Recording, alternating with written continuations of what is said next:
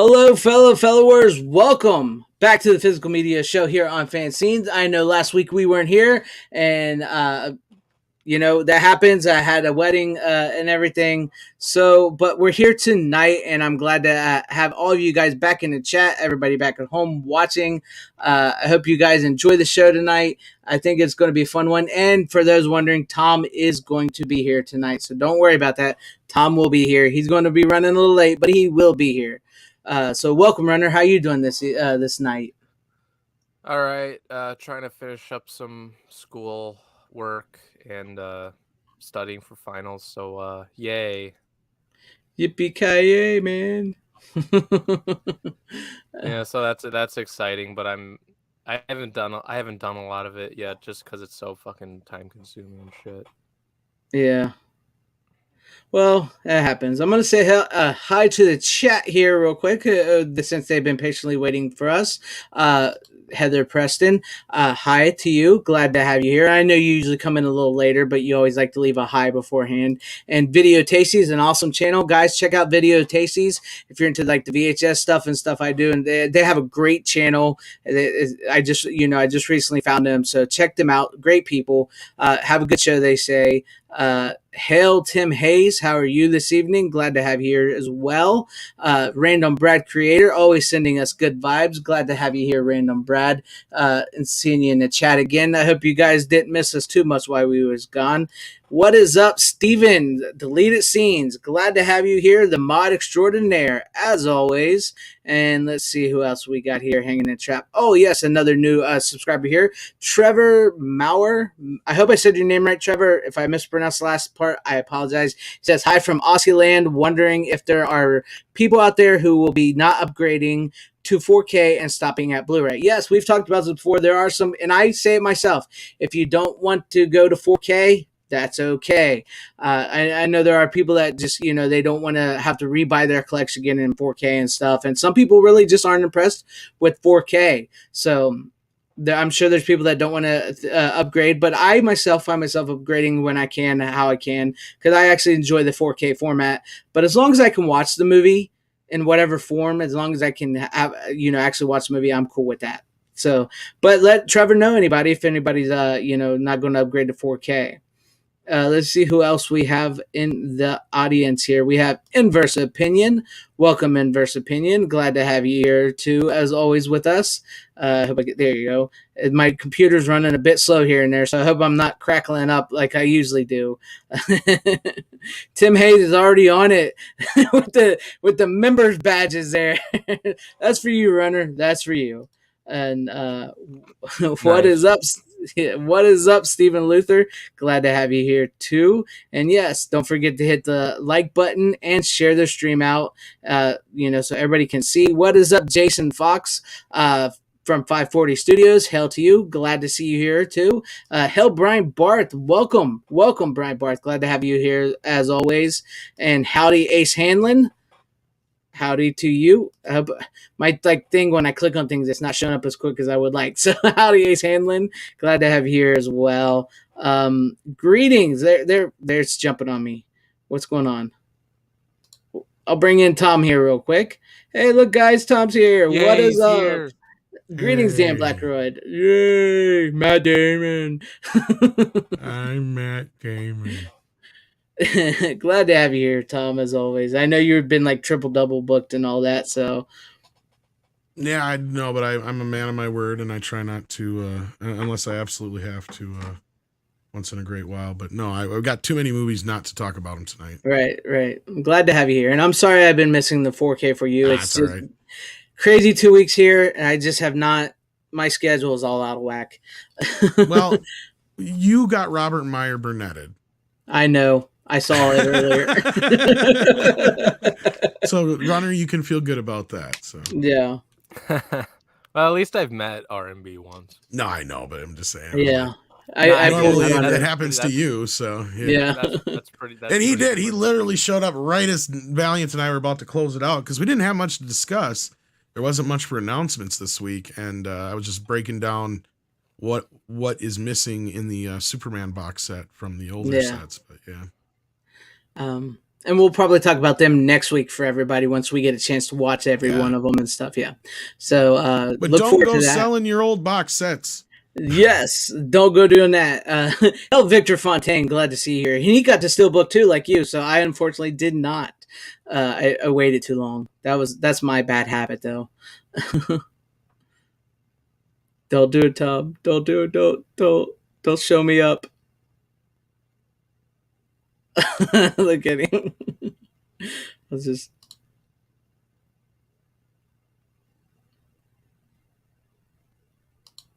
You're muted. Oh. I was like, oh, you mean this one? I was like, that's not as great as you think, because you still got to hang on to this. So we'll talk about it.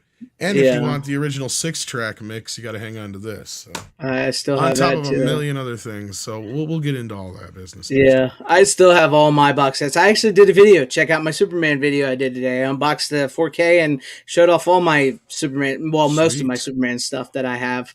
Not a lot. I mean, if I would have showed off everything, it would have been like a 3-hour long video. But I did. Well, but yeah. Did you guys talk about upcoming stuff yet, or not yet? We were just saying that we just actually just started. Yeah, you actually weren't too late. Yeah, well, I didn't do a new gamer. I didn't do a new video because there's literally only like a handful of announcements. So yeah, but I just did them live. A lot of stuff. Duck You Sucker, or Fistful of Dynamite is coming from Kino in 4K. Mm-hmm. Evil Dead Rise is coming in June. I still got to see that. 4K. And that's out on video on demand now. One from the Heart is coming to 4K. And this is one that got everybody excited. We talked a little bit about this, but we got our answer. Battlestar Galactica, the original film, is coming to 4K in a steelbook. And here's one that we had an exclusive this afternoon. Even though these have come to 4K, they're getting new 4K scans and new editions. Really? Robert told us, yes. I just bought all those like a year ago. All those a year ago on 4K, all 5. Well, the older 4Ks have some issues, so hopefully they address all those issues. And he was also hinting that we might also get the extended cut of Last Blood as well. So, that would I would buy because I still have just the regular American cut. And that's it. That's pretty much it. Not much exciting. Turbulence. Oh is yeah, the other one. from Kino. Turbulence. Is it Kino or somebody else? I had somebody. It was Kino with Ray Liotta and what's her name? I got Synapse for some reason here, but I guess Disfather got it wrong then. Synapse is doing something else. What are they doing? Oh, Tenebrae. That's what it was. Tenebrae, yeah. Yeah, that's what I got messed up here. My bad. Yes, it is Kino on Turbulence. Yeah. Ray Liotta classic. Yeah. I vaguely remember parts of that. I think it was an alright movie from what I remember. Yeah, pretty much. I was just like, it was another Die Hard on a plane movie. Yeah, but Lauren, what's her name? Yeah, that's her name, Lauren Holly or something, right? Yeah, I remember that. From Dumb and Dumber. That's why I watched it, because I remember looking at her ass on Dumb and Dumber, and I was thinking, I wonder what she's going to do in this movie. That's the only reason I really watched it. Oh Lord! So we got a lot of movies, I think, tonight. At least I do. Some of these I can lump together. We didn't do one last week. So no, we didn't. Bunch of movies. Yeah. I know you guys probably got a little more than me. I actually have not been. I got a lot, but I haven't been able to watch a lot. You were busy doing like real world stuff. Yeah, I had to go to a wedding, and then my brother's on his honeymoon now, and so now my mom, who watches the kids here, has to watch his 2-year-old and his 1-year-old. So I have nobody to, handle these kids. So it's been hectic. But I've watched a good amount. I probably got about 6 or 7 with me. Some to match yours, Tom. Sounds like some will match up with runners too, so it might not be too bad tonight. Yeah, so that might not be too bad. So we'll just have to decide where to start with this mess. Yeah, well, let's go with the odd. Let's go with the odd ones first, the ones that we don't have in common. I think, yeah. Sorry. Yeah. One day, eventually, Victor Fontaine, Live and Let Die. Did it finally get a release date from Kino? I haven't seen that. Yeah, Robert was talking about that, July. Oh, July. Okay, that'd be cool. I'm looking forward to that. Yes, Brian Barth, I do wish Christopher Reeve appeared in more movies. Sadly, he had the accident, so he didn't get the big career as we would like. But first, let's go ahead with you, Runner. What do you got for your first pick of the night? My first pick, I wasn't sure if I wanted to buy this on 4K because of the price, but it was actually a really good movie. I heard it was a pretty good transfer, so I was pretty happy to buy this. It's Shout Select, and that is a Walter Hill movie, Streets of Fire. Yeah, it was all right. Yeah, that's a good movie. I like that movie. Yeah, I still need the was really 4K. good. I really enjoy it. I still have the Shout Steelbook from It's the pretty Blu-ray. good. I mean, considering it gives you a special features disc, it's pretty good. Yeah, and it's a different transfer from that older version because I have that Yeah. older version too, Greg. But yeah, Yeah, I've been meaning to pick that up. I wish they would start giving those slip covers. Like I said, I've seen people have to take their slip covers off their old Blu-ray to put onto the 4Ks after they upgrade because they don't give you the slip cover anymore. They did it with a few Shout Selects, but that's it. Just a few, not many. And it's like, why can't you guys be more consistent? Yeah. I don't know why they do that. Maybe that's why they don't give it. It's like, oh, people will just, they'll put the slip cover on. But yeah, I do like. I think Willem Dafoe is an amazing villain in that. Oh yeah. I do wish what's his name had a better career himself. What is his name? Michael Perry. Yeah, Michael Perry. I think that movie and the Eddie and the Cruiser movies was like his biggest claim to fame. He didn't do much after that. Mostly straight to video B movies, which aren't bad. It's just I wish he had a better career. But that is a fun movie. It's got a nice rock and roll sound. It's got a hell of a soundtrack to it, and great cast and great fight scene between him and William Dafoe near the end. I think it's a good movie. Yeah, I think it's really good movie. Oh yeah, for sure.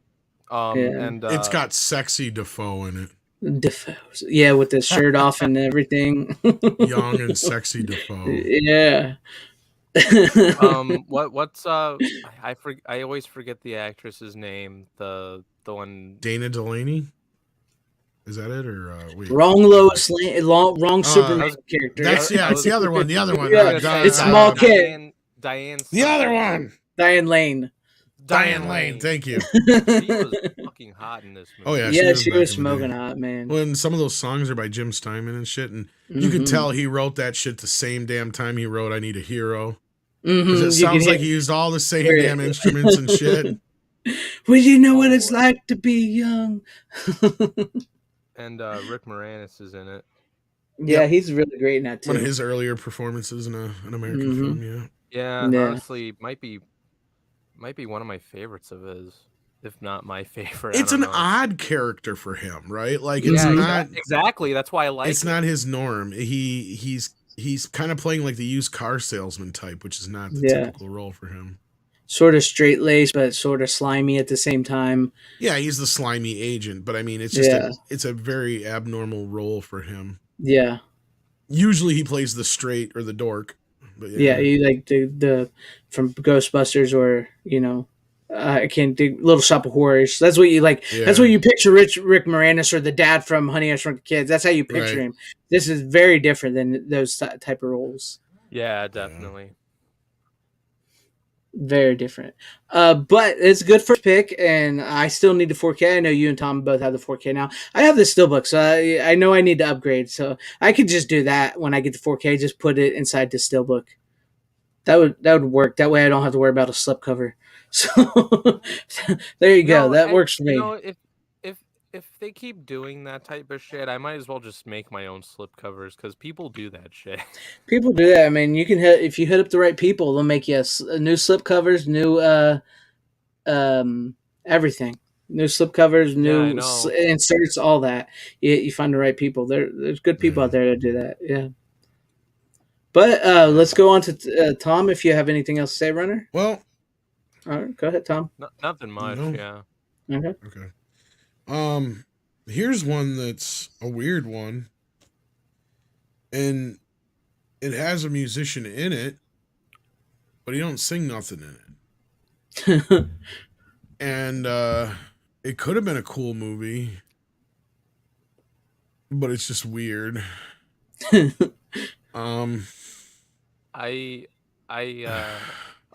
Man Who Fell from Earth. Oh, that's not the movie. To Earth, I mean. That's not the movie I thought Bowie. you were talking about. It's got a young Rip Torn in it too. I don't get it. I mean, I get it, but I didn't like it.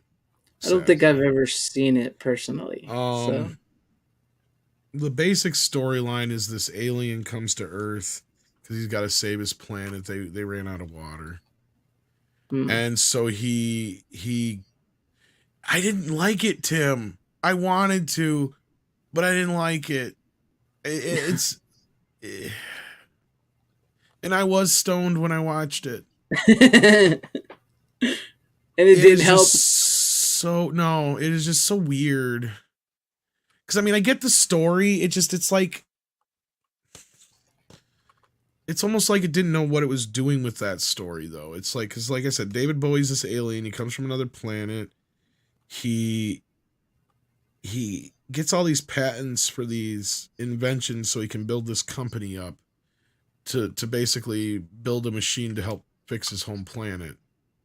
But in the process of, he ends up falling in love with this Earth chick, getting hooked on alcohol, and just being weird. And not weird in like an alien way, just like loafing around for like an hour of the movie. I really don't get what they were trying to do with this. I wish I did. I mean, I'm sure there's some environmental message or something in here. I'm sorry. I tried to like it. Candy Clark is okay. Actually, it's one of her more annoying roles, I'll be honest with you. Sorry. I wish I could agree with you guys. It was all right. She plays a drunkard in this. She gets kind of annoying by the end of the film, and then they got her in this really bad old makeup. And then Rip Torn's character makes no real sense. I mean, he's working for David Bowie, and then he's working for the government. And then there's this gay couple that are like his lawyer, that are like doing all the patents and run his company. It's just weird. You can tell it was made by a bunch of dirty hippies. Freaking hippies, man. I wish I could talk about it. I've often heard of it, but never seen it. And I did think about picking that up, but now I don't know. Wait for it to come on sale. I don't know about that. Bernie Casey is like a sex beast in this thing. Like, he plays this U.S. agent, but like he's just like oozing sexual chocolate. I mean, he almost made me gay.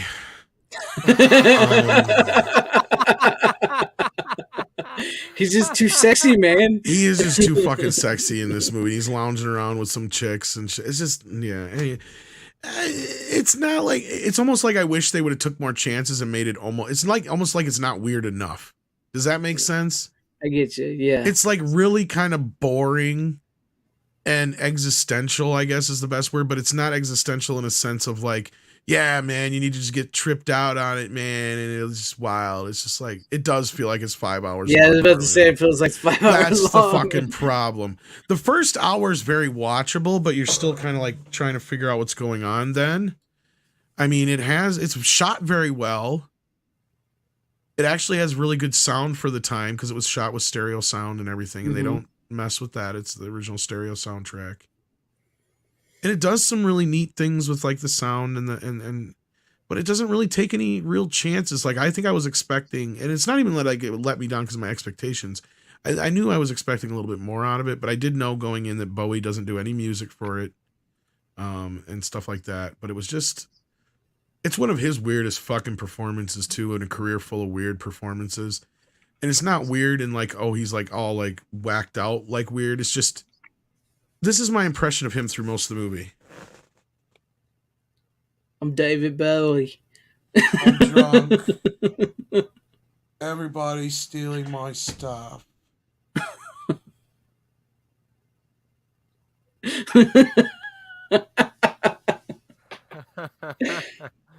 And then it's 5 hours later. Only he's naked. Oh. But I don't think you guys want to see me naked. Oh. Hey, there's a thing market for everybody out there, man. Dude, okay, here if there's anyone in the chat or anyone lurking, if you're part of the Legion of Memers, clip that bit of Tom's reaction and make it look like he's reacting to the Marvels trailer. That'd be funny. Fun. That would be funny. That'd be pretty funny. Here, I'll give you some things to add to it. Yeah, you clip it all together. Tom's reaction.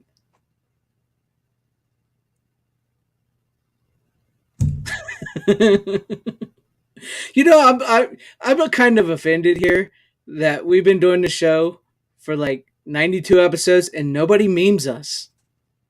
Nobody memes us. Nobody really memes us on Midnight's Edge either. It's okay. I know. I get offended, man.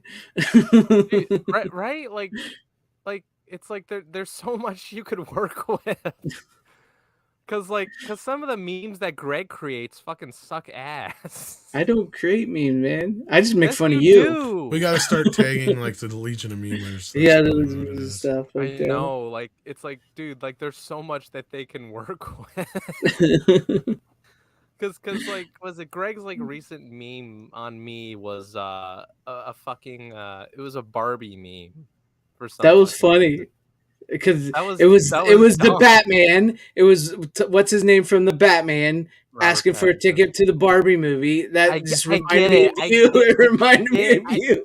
I get it. Was hilarious. That got over like 50 upvotes, man. Oh, 50. Oh my god, that's amazing. That's funny. I get it, Greg. I get it, but it's funny, man. It doesn't matter because I'm gonna watch Oppenheimer.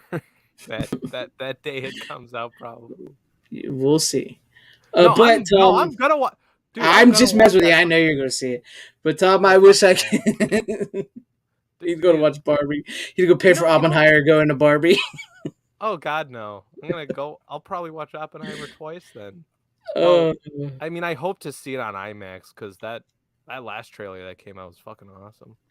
But Tom, I wish I could talk to you about that movie. I've always wanted to see it, but now I'm not so sure. To be honest, I'm not so sure. I mean, people in the chat seem to like it. I thought about picking it up, but I didn't. Yeah, See, me and Tom usually have a similar wavelength. I mean, we may not agree on everything, but we're very similar in taste here. It's too weird for a good movie, and it's not weird enough to be a wacky 70s type movie. Right. So I might give it a wait then. I mean, it does have some elements to it that are kind of neat and stuff like that. I'm not gonna lie, but at the end of the day, I was very disappointed with how much I spent on it. Crap. I hate when that happens. I mean, look-wise, the transfer is decent from what I could tell. I've never seen the movie before, so I have nothing to compare it to. But, I mean, it looked good and sounded good. It has extras. I don't give a fuck. Nothing in those extras is going to help me like the movie extras, anymore. I don't give a fuck. I mean, I guess to see the David Bowie interviews, maybe. But other than that, there's nothing they can tell me that's going to make me like the movie anymore. That is very true. Very true. All right. Well, on that note, I guess we'll move to me if we're all good there. My first pick is a movie. I hadn't seen this movie in a long time, so I realized I never had it. So I just recently bought it, and I gotta admit, I think this is a very underrated movie, and I really, really enjoy this movie. And that is Frailty. Get my camera right there. I've never actually seen it, but I've heard. It is such a good movie with such an incredible cast. I've never. It's so good. It stars Matthew McConaughey, Bill Paxton, Powers Booth. All right. It's directed. It's Bill Paxton's first and I think only movie that he ever directed. I don't know if he ever directed any other movies. Oh no shit. Yeah, but this is his directorial debut.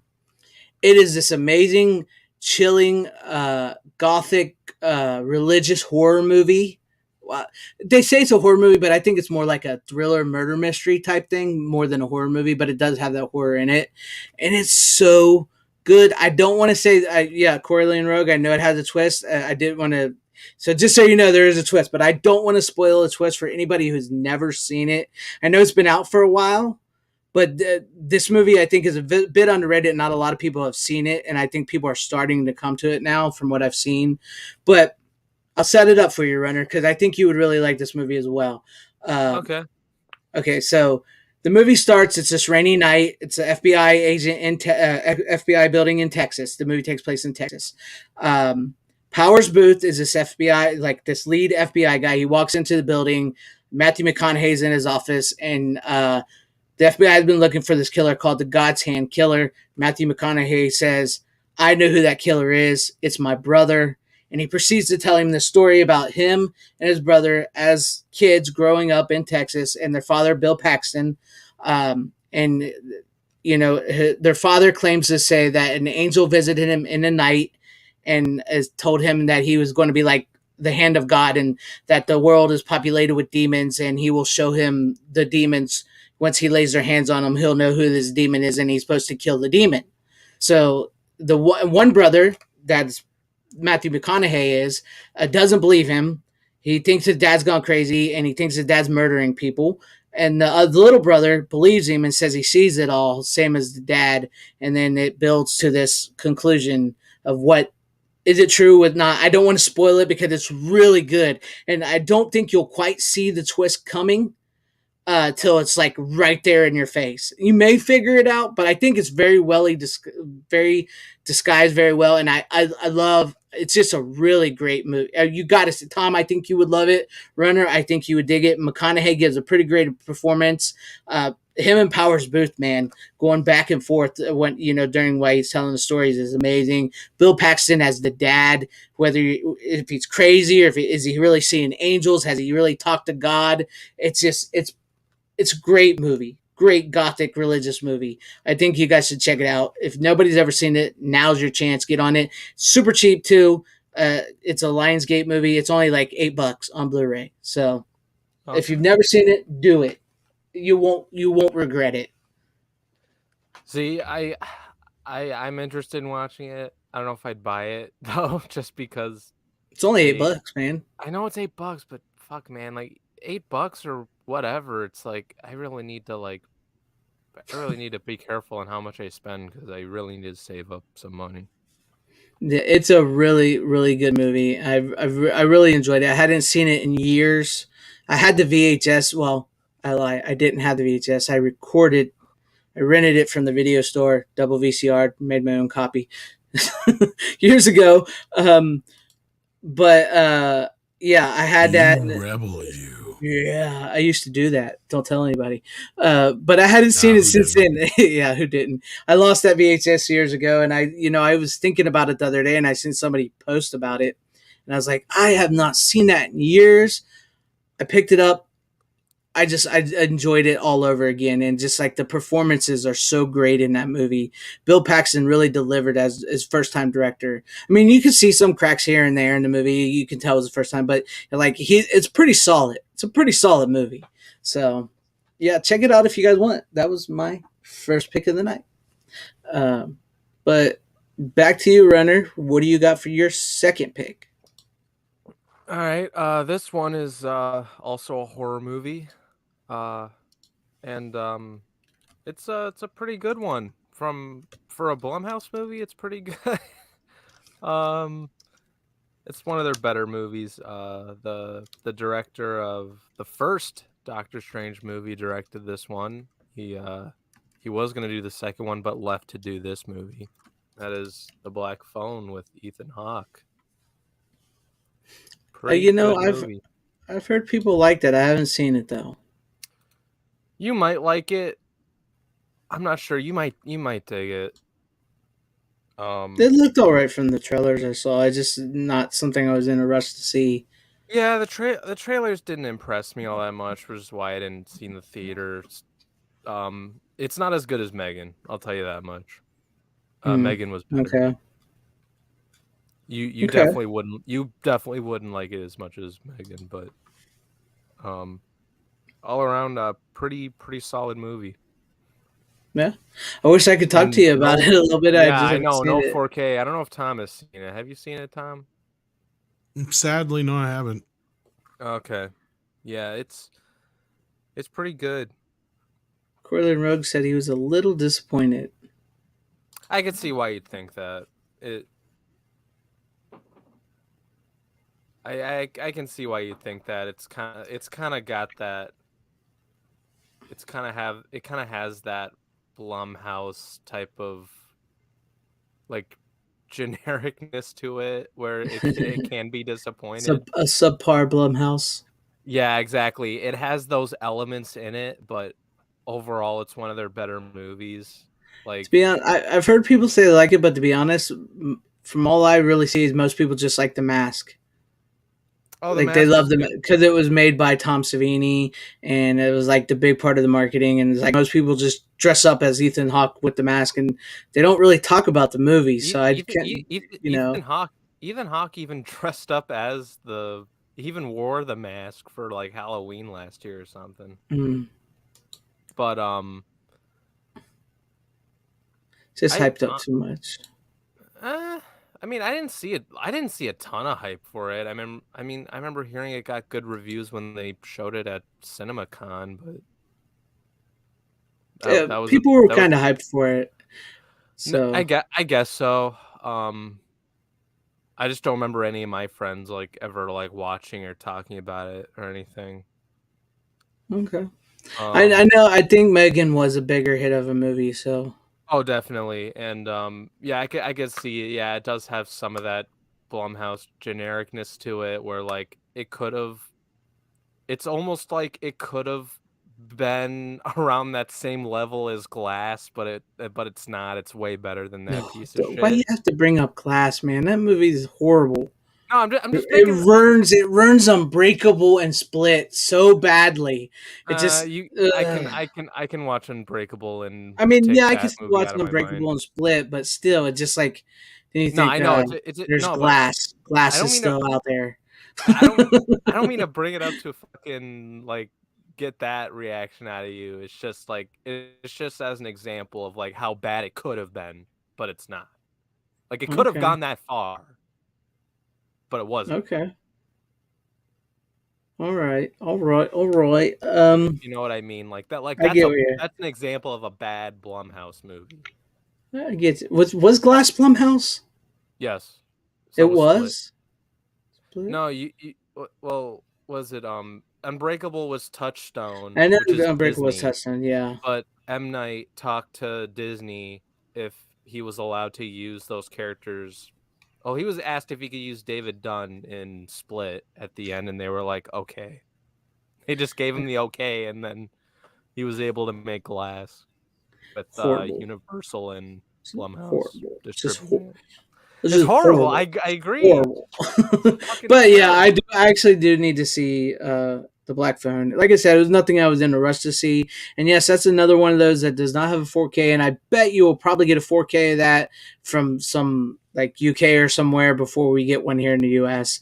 It's typical Universal. That's what they seem to be doing lately.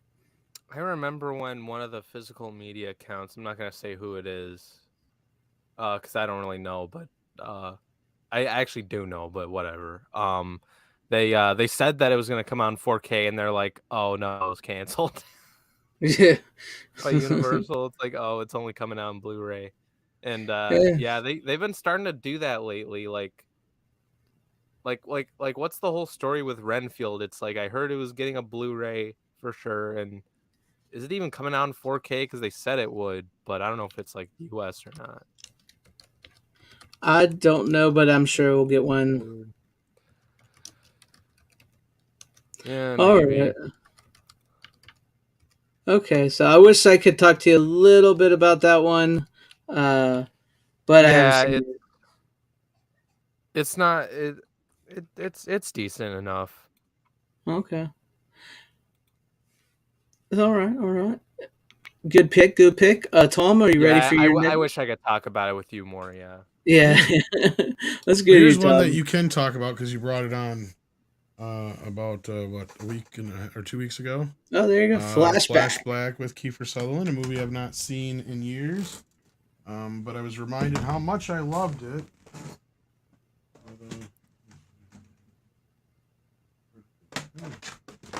Went and got that too. All right, you got the soundtrack too. Nice. It's a great But yeah, I soundtrack in that enjoyed it. movie. It holds up very well. Mm-hmm. Enjoyed it quite a bit.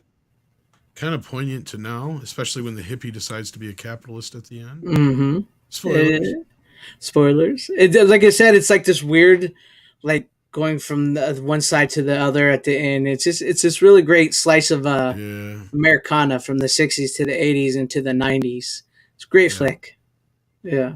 Yeah, no, I enjoyed it quite a bit, and I haven't seen it in at least 10 years or so. I had the DVD. Yeah. And it got stolen or something, right? I still got the cover. That sucks. But yeah, I think it's good. And Dennis Hopper, man, his performance in that movie is just it's perfect. It works on every level. The 80s are going to make the 90s look like... That's still my favorite part. I love when I need some fucking drugs and some women, man. I just love that scene when he just busts out and he just like goes on a 5-minute rant. Man. I love that. I love that scene, man. I could keep talking about that all day. That's a good one. Yeah.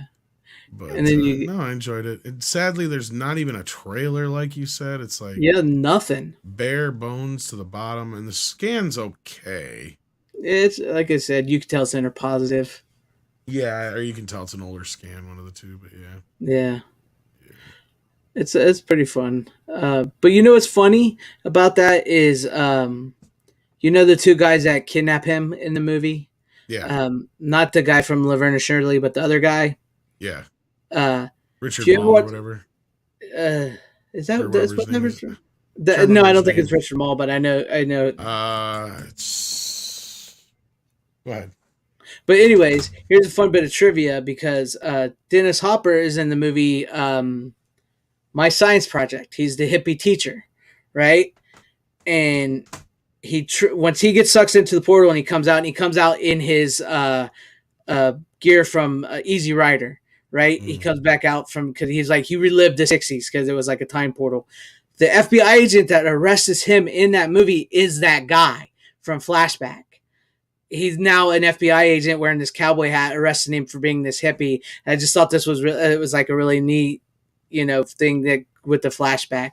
So I just thought that was pretty cool because it's like sort of. Like role reversal type thing, I thought that was a little fun trivia, and they were actually filmed around near the, near the end of, that was filmed first, My Science Project, and then Flashback came in. So I thought that was pretty funny. I haven't seen My Science Project in God knows how many years. Yeah, well, Kino Lorber has it, so I have it. I think I just haven't watched it. Yeah. No, I enjoyed it. I was glad I picked it up. It's a little pricey. Yeah, that's what it's like $25, man, for nothing. Well, you get the movie, but you know what I mean. Yeah. But Runner, you haven't seen it, I know. No, I can't talk about it. I'm sorry. Two great actors. That's all I can say. It's a fun movie. It's a fun little slice of America, that you get to see in this movie. It's a pretty good one. Pretty good one.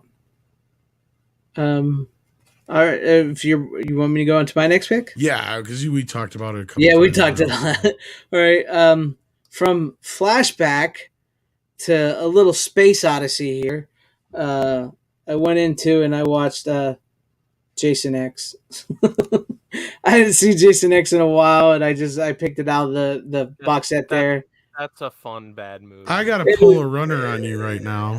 Go ahead. How the fuck come that didn't come up after The Man Who Fell to Earth? I didn't. This was the Earthling who fell to space. I know. I didn't even think about it. Till because I just had Frailty laying on top, and then after I moved it, I was like, oh, I could have got Jason X. But I also thought maybe it could lead into another space epic, if you know what I'm getting at. That you guys maybe have. But I've got another pick in between there. I think. Yeah. That's what. Okay, but I was just. The 43rd anniversary of the original Friday the 13th was yesterday, but I had watched this before that.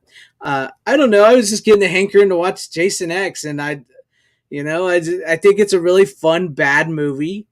I was watching, I was like, this really is a bad movie, but I was just having a blast watching it.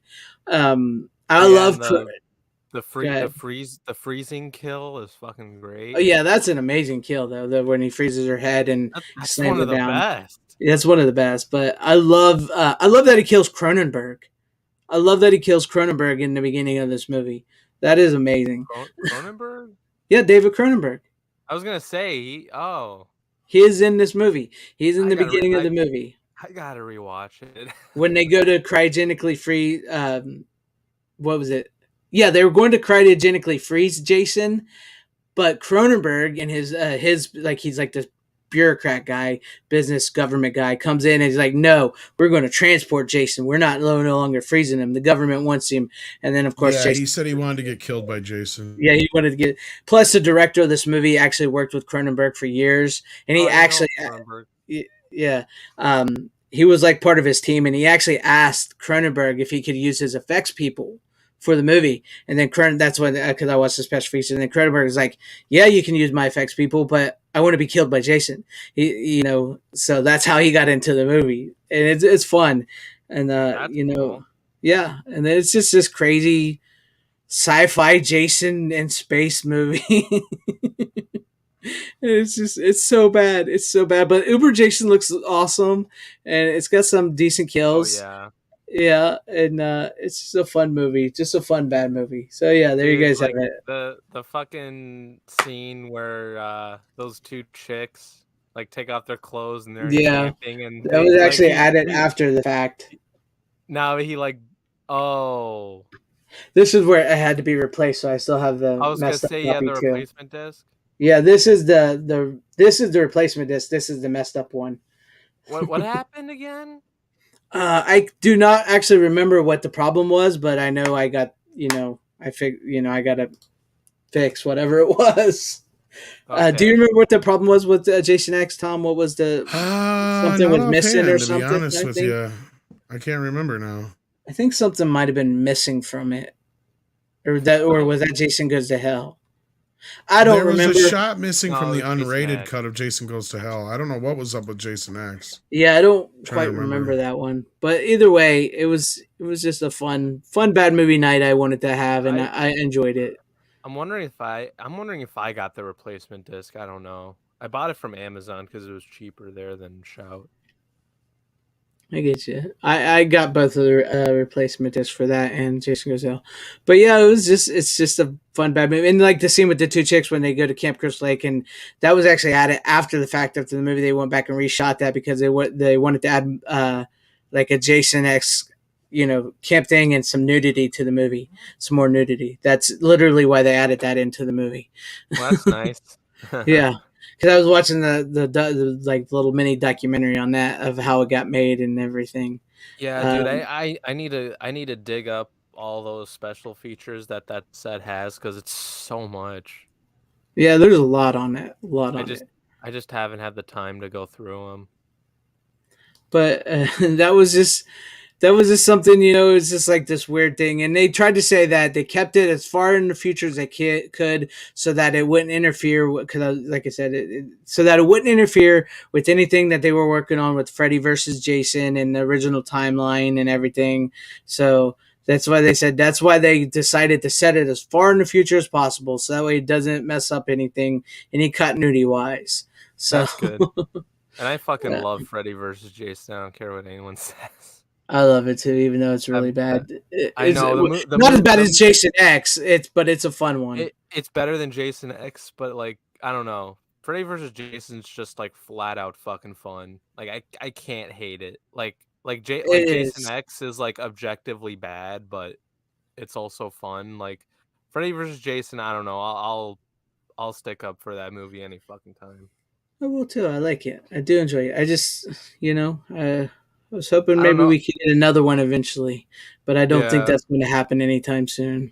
Yeah, no, sadly not. But like, I don't know, the fights that the Freddy and Jason like fight scenes were fucking epic. Yeah, you got to watch the Holliston TV series, especially when Kane Hodder comes on and he's put on suicide watch when he finds out that he's put on suicide watch because he's still wrestling with the fact that he didn't get the role of Jason in Freddy versus Jason. And every time people bring it up, he starts freaking out. It's hilarious. It's a great. Oh, I love that. I love that bit.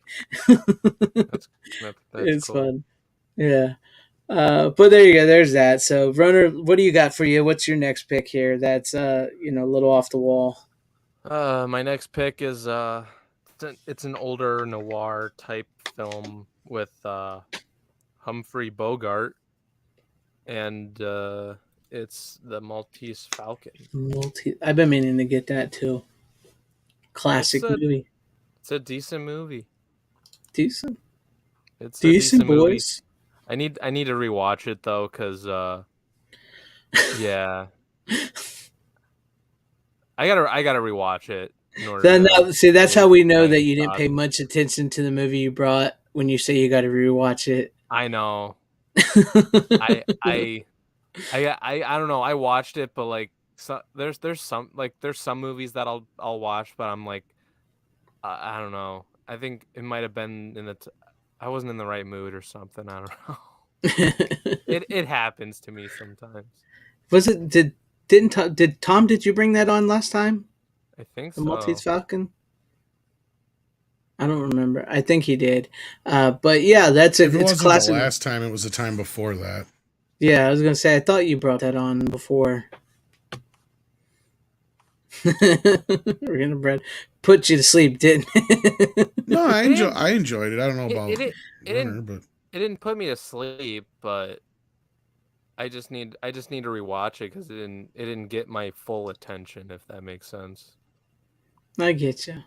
It's one I've been meaning to pick up myself. I want to get that Rebel Without a Cause. Like Casablanca got my attention more than this movie. Maltese Falcon's a good one though. So Humphrey Bogart is great in that movie. So. Oh yeah, his performance is really good. Yeah. Yeah. All right, good talk there, Runner. Good talk. I watched it. That's Don't tell me you watched it on your phone. Please just don't say you watched it on your phone. No, I watched it on my TV. You fuck. All right, Tom. If you're ready for your next pick, let us know because I don't think Runner's got much else to say on the Maltese Falcon. No, I don't. I'm sorry. All right. All right. Well, I decided to take a trip back to the films of Denzel Washington's Equalizer because it's got the third film coming out here in a couple months. Yeah. And I got the steelbook here of the first movie, but this is both older releases.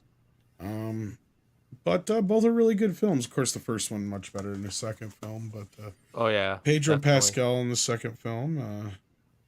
But no, I enjoyed it. It's been a while since I watched him. I thought I'd watch him again, and like I said, in kind of preparation for the third film coming out. Yeah, I'll need to rewatch 1 and 2 before I watch 3. I've always heard 1 is great and 2 is So, 2 is okay. It's just I thought 2 was good. You see the shit coming from a mile away. Like you can tell like right away Pedro Pascal's a bad guy. Yeah, yeah, definitely. It is so obvious. And it's some of it's kind of telegraphed, and it's not as what I liked about the first film is that being that it's based upon the TV series, the first film feels like it's like 2 or 3 different TV shows in one, but it all kind of coalesces at the end kind of in a weird way. Like even a 3-episode arc. Yeah, it all kind of comes together, and it was sort of, but like it's like 3 different episodes, but then they all came together at the end. You know what I mean? Okay, yeah. Like of a TV show. They all managed to work into one cohesive kind of story. Kind of like Love Boat. Kind of. Well, you got the one story with the one Chloe. What her name is? Is that the Chloe Moretz? Chloe Grace Moretz. Yeah, whatever. She's like playing the hooker. And she wants to be a singer.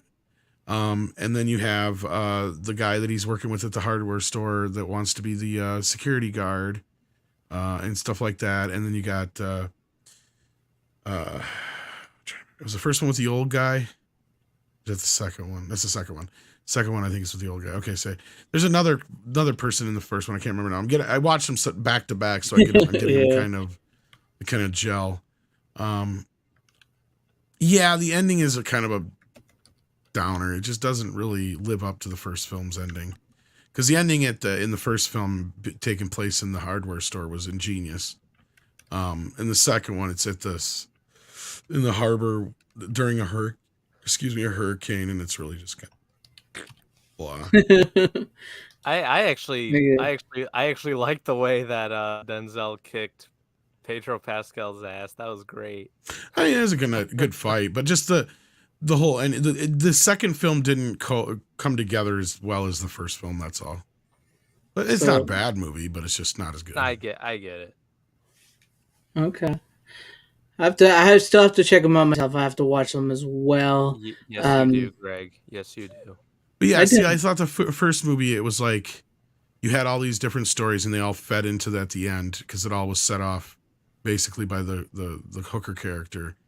And then in the second film, a couple of the stories, they don't even really interact with the main story. So it's kind of looser. And then by the time you get to the end, like some of the stuff comes back and it's like, oh yeah, I forgot about that. That's where I'm pretty sure the old guy's in the second film. No, it's the first film. It's the first film. See, that's the thing. In the second film, he doesn't really help too many people. Just the one kid, and I'm trying to remember now. Is there anybody else besides that? Because it's so wrapped up in his old partners. Because him and Pedro and this other chick used to work together, and it's all wrapped up in their story. So, yes, Brian. Equalizer 3 comes out September 1st. Yeah, that's kind of why I watched him again. That's what we were saying is preparation talking about for Equalizer 3 because I need to rewatch them. I mean I watched them a few months ago, but like I gotta watch them a second time so I can like really like. I'm sure I'll watch them again between now and then. I need to watch them too. I know my brother said that he loved the first Equalizer and he thought that, like much like you, Tom, he thought the second one was a little, but he still liked it. So. I mean, maybe I'll borrow them from him and watch them. But yeah, I really need to get into it. The problem with it is probably that Pedro is such a good actor that this is such one of his one-note performances that it's like, he can do better. Yeah. You've seen him do better. Yeah, I'm just watch Nicolas Cage movie. Oh yeah. Right? Sure. Yeah. And I know some people just do not like Pedro because of what he said, but I mean...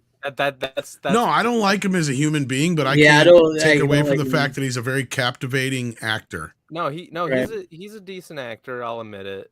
But him as a person, that's partially why I like the scene where Denzel Washington fucking kills him at the end.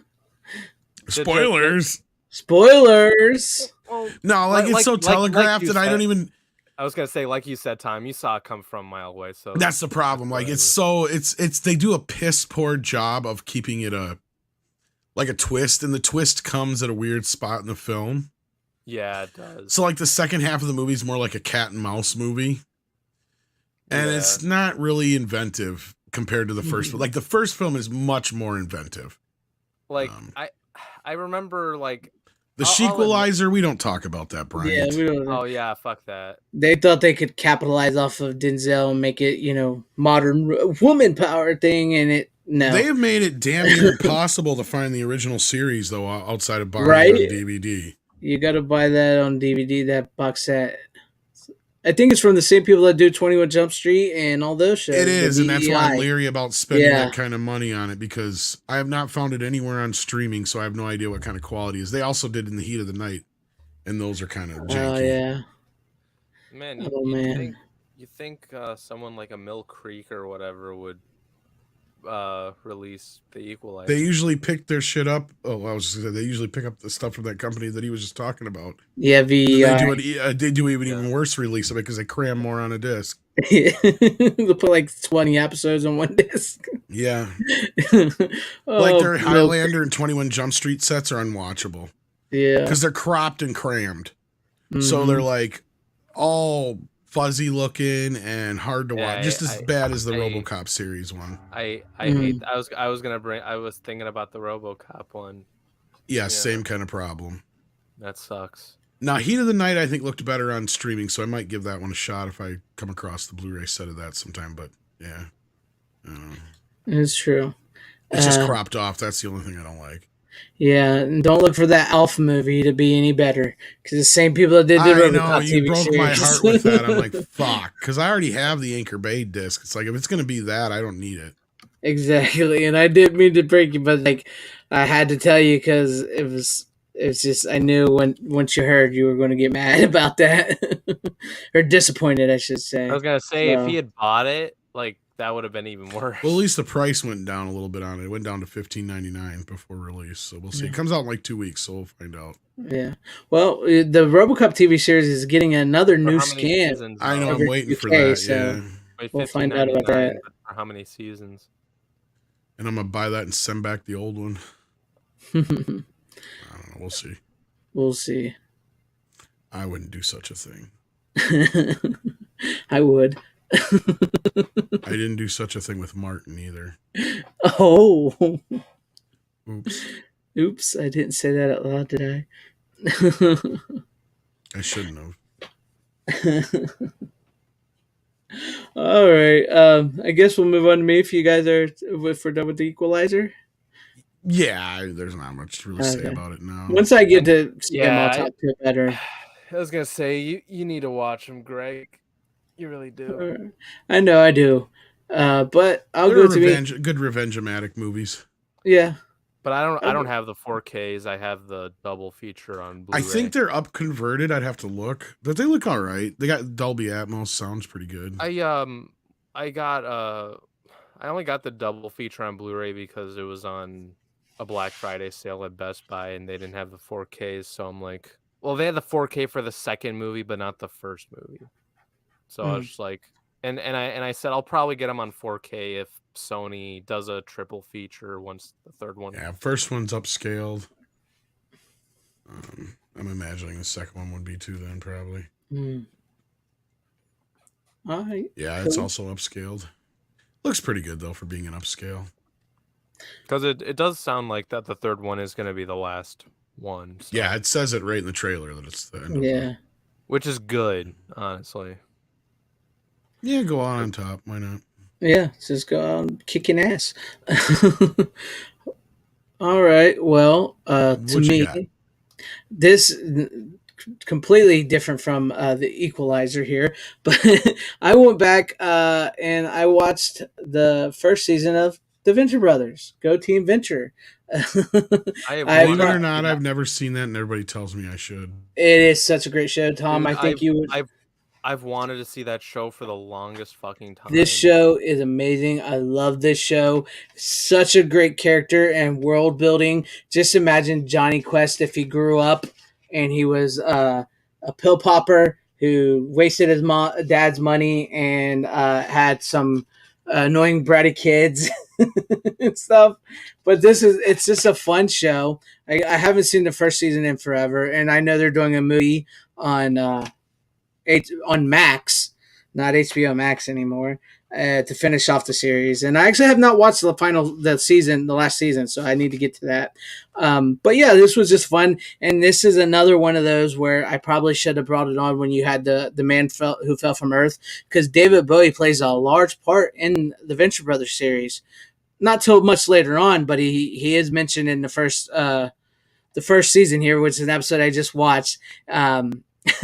Well, I watched it all, but like they go to this place called Brisbane Land.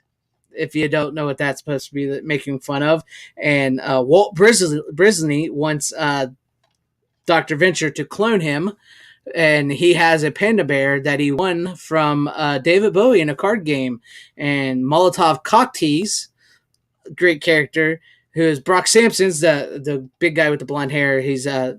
Venture's bodyguard.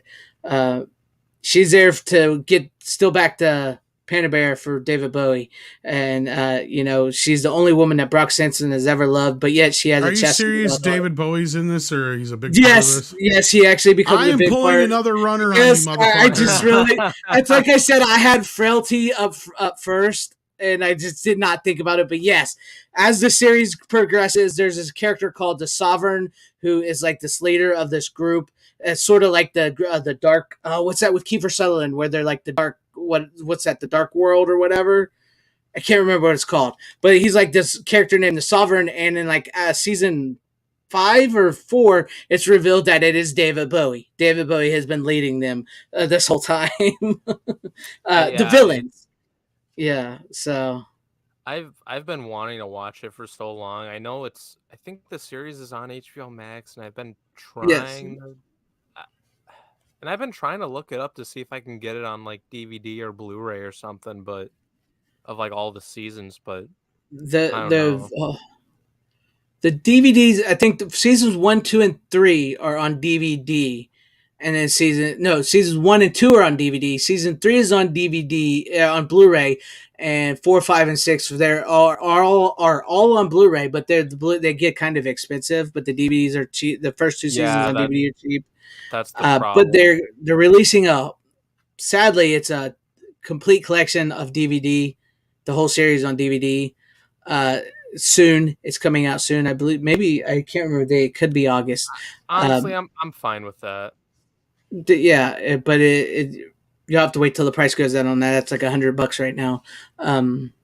Unless you're up for spending that. I mean, we did spend $100 on the Superman, but yeah, I spent $100 on the Superman set. So actually, I think it's like 130. But oh Jesus, yeah, I'm sure the price will go down.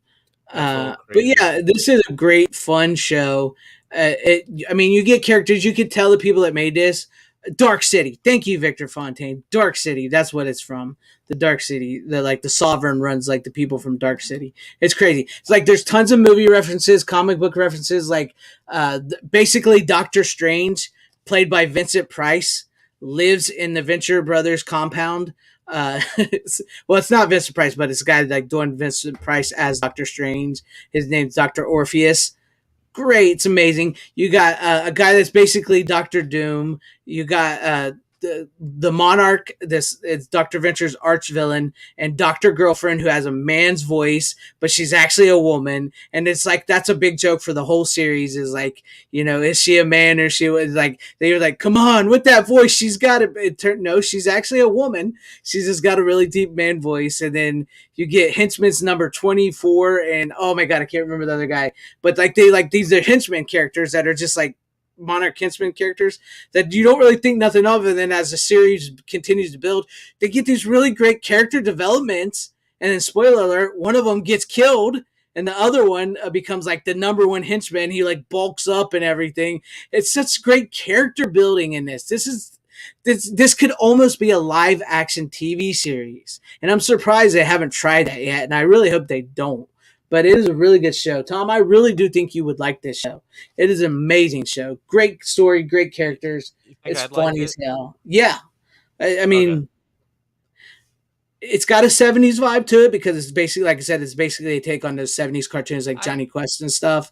But what if happened if they grew up and they were like this? No, I think I'd like it. I've heard a lot of good things about it. I remember people like saying they wanted like more like years ago or something like that. Like I've kind of noticed it's gotten a pretty like dedicated fan base. Yeah, it's pretty good. Random Brad, I think you would love the show. Definitely. Run, I do think you would. And if you grew up in the 70s and 80s, you will get these references. Like they literally do an episode where they have to save this Secret Service guy. Is basically the $6 million man who's been living in the woods, and he's actually fell in love with Bigfoot. And they have like this love relationship. And if you've ever seen those $6 million man, there's the most famous episode is where he fights Bigfoot. And it's like basically a take on that, but it's like they fell in love and they've been living out in the woods together, and it's just freaking hilarious. It's just like if you know the references and you get it and you grew up with this stuff, it is just hilarious and just incredible character and world building. Half of that sounded so fucking gay. No, I'm kidding. No, it is, but it's played off so well and so like it's so funny. And it's not woke or anything like that. It's that's why I said half, because I bet it is clever. You know what I mean? It is very clever the way they do it, and it's like this is not a woke show. So I don't think I've heard anyone say that. Yeah, never. It's such a good plus it's Adult Swim, right? Yeah, it was. because I don't remember. This was when Adult Swim, before they became what they became. Okay. This is one of the shows that helped build it. Because I'm trying to remember like what years I watched Adult Swim. I was fucking young as hell when I watched Adult Swim. When I was watching Adult Swim when I shouldn't have. Yeah, like, well, it was when they played a bunch of reruns and shit of the fucking Cleveland show, Dead Family Guy, even King of the Hill at times, like that's this. Yeah, I couldn't watch. This says 2006.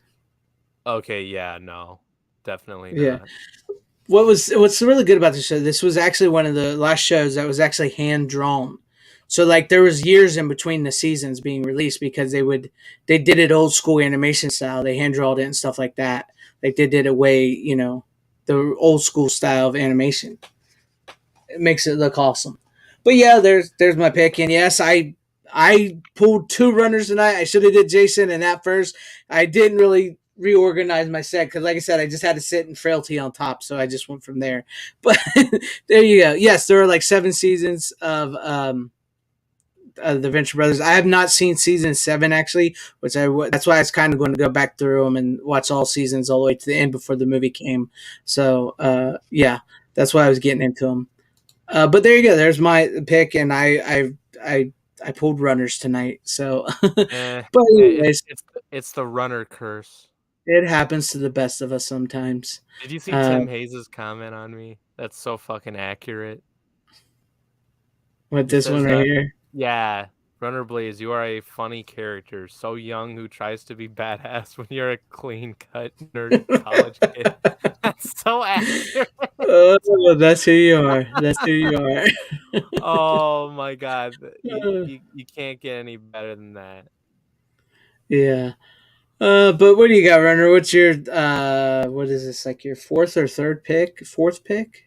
I don't know. But anyways, what is it? Yeah, it's my 4th pick. I literally just watched this a few hours ago, before the show, and it's good. My only gripe is it kind of feels like it's shot like a fan film, but that's like a minor gripe. Other than that, it's fucking badass. I enjoy it. I know Tom likes it. For some reason, FanZcene doesn't. And I've never seen it all the way through, but from what I've seen of it, I didn't like. That's kind of I prefer the Thomas Jane one. I don't know, man. Ray Stevenson, man, he's pretty fucking good. He's really damn good as Punisher. Punisher Is that Wars. The 4K Steelbook? Yes, it's the 4K Steelbook. Here's what it looks like. So it's all red, but you take it out and it's got more color to it. Yeah, I think I got that one. And here's the back. There's Jigsaw. It's all right art. Oh, not too bad. Here's that's pretty cool right there. Sorry, my ring light's in the way. There we go. Yeah, I'm like, from what I know some people like it and stuff. I've never been a big fan of it, really. I saw the from what I've seen. I have to watch the whole movie though. I haven't seen the whole movie. I haven't seen the Thomas Jane one in so long. I don't remember a lot of it because I watched on like TV or something. See, like I hear people say that this is like one of the better Punisher movies. I swear to fuck, I've heard people say that. And I've heard people say it's better than the Thomas Jane one because some people don't like that one. I personally like the Thomas Jane one, but I still think I'm much in the opinion of Tom, me and Tom does. The Dolph Lundgren one, that one's good, and I do like what's his name in the TV series from Daredevil. John Bernthal's Punisher. The first season was awesome, but yeah. What was I gonna say? No, I've heard some diehard fans say that they didn't like the Thomas Jane one. They said I've heard that too. They've heard people say they liked Warzone more. It was a little more, slightly more accurate to the character. I did not know this, but to be honest with you, Brian Barth, I'm glad he didn't get it because I'm not a huge Freddie Prinze Jr. fan. It says one story I read from this movie was that Freddie Prinze Jr. did a stellar audition, but the studio wouldn't cast Good. him. Yeah, There's good. I'm no, not. Yeah. no fucking way. Fuck him. Yeah, fuck that. Tell us I how can't- you really feel. No, just kidding. That I can't picture that, dude. Like, I can't imagine him as Punisher. That just doesn't sound right at all. Yeah, it's just I don't know. I got that Steelbook too, the Thomas Jane 4K Steelbook too. I haven't I need to watch that one. I might watch that this week. I don't know. Yeah, it's basically Thomas Jane's version of like sort of a sequel to the Punisher that he did. If you call Punisher Dirty Laundry, it's a YouTube short, not a short, but like a short film. Yeah, I do know that it is Punisher Warzone is more accurate to the comics than the first Thomas Jane's is more of like a newer version of the Punisher, the comic circa that era, and then like Warzone's more classic Punisher. Yeah, you know what's funny? I don't know if it's based off of some of the Punisher comics that I have, but like when I was at one of the conventions I was at last year, I picked up some Punisher Warzone comics, but they were like, I think they were like 80s or some shit. I think that's similar to what that they were based off. I'm not sure. Oh, and Brian Porth says it was for Jigsaw. Oh, okay. For Jigsaw. See, I can't even see that. I mean, it'd be worse. It'd be worse if it was Punisher, but the guy who played Jigsaw was not bad. Like, I don't know. I just can't see Freddie Prinze Jr. doing it. That's just wrong, man. Okay. It happens. Like I said, I haven't seen it all the way through, so I can't talk. Just what I saw, I didn't care much for. But I don't know. You should probably watch all of it when you What's have up, the Peter Venkman fan site? Glad to have you here. RJ Godzilla says his list goes Warzone, the '89 Punisher movie, Punisher the series, Thomas Jane's Dirty Laundry, and Thomas Jane movie extended cut. Oh wow! Okay, you got the Thomas Jane one in the back. Yeah, but I never heard of the Laundry Day or Dirty Laundry, whatever it's called. It's on YouTube. It's like a little short film. It's him and the other Ron Perlman. Ron Perlman's in it. Oh, it's him and Ron Perlman. It's pretty good actually. It's a little darker. So, yeah, I know nobody saw Heath Ledger as the Joker. I don't know. Freddie Prinze Jr. just. I think he was better in the '90s teen movies than he is now. He's turned into a real douchebag. I mean, like he's just a horrible person. It seems like now the more he talks, I know. He's like, I used to like you in the '90s, man, in these movies. I didn't even care for him back then. Not even in the fucking Scooby-Doo movies.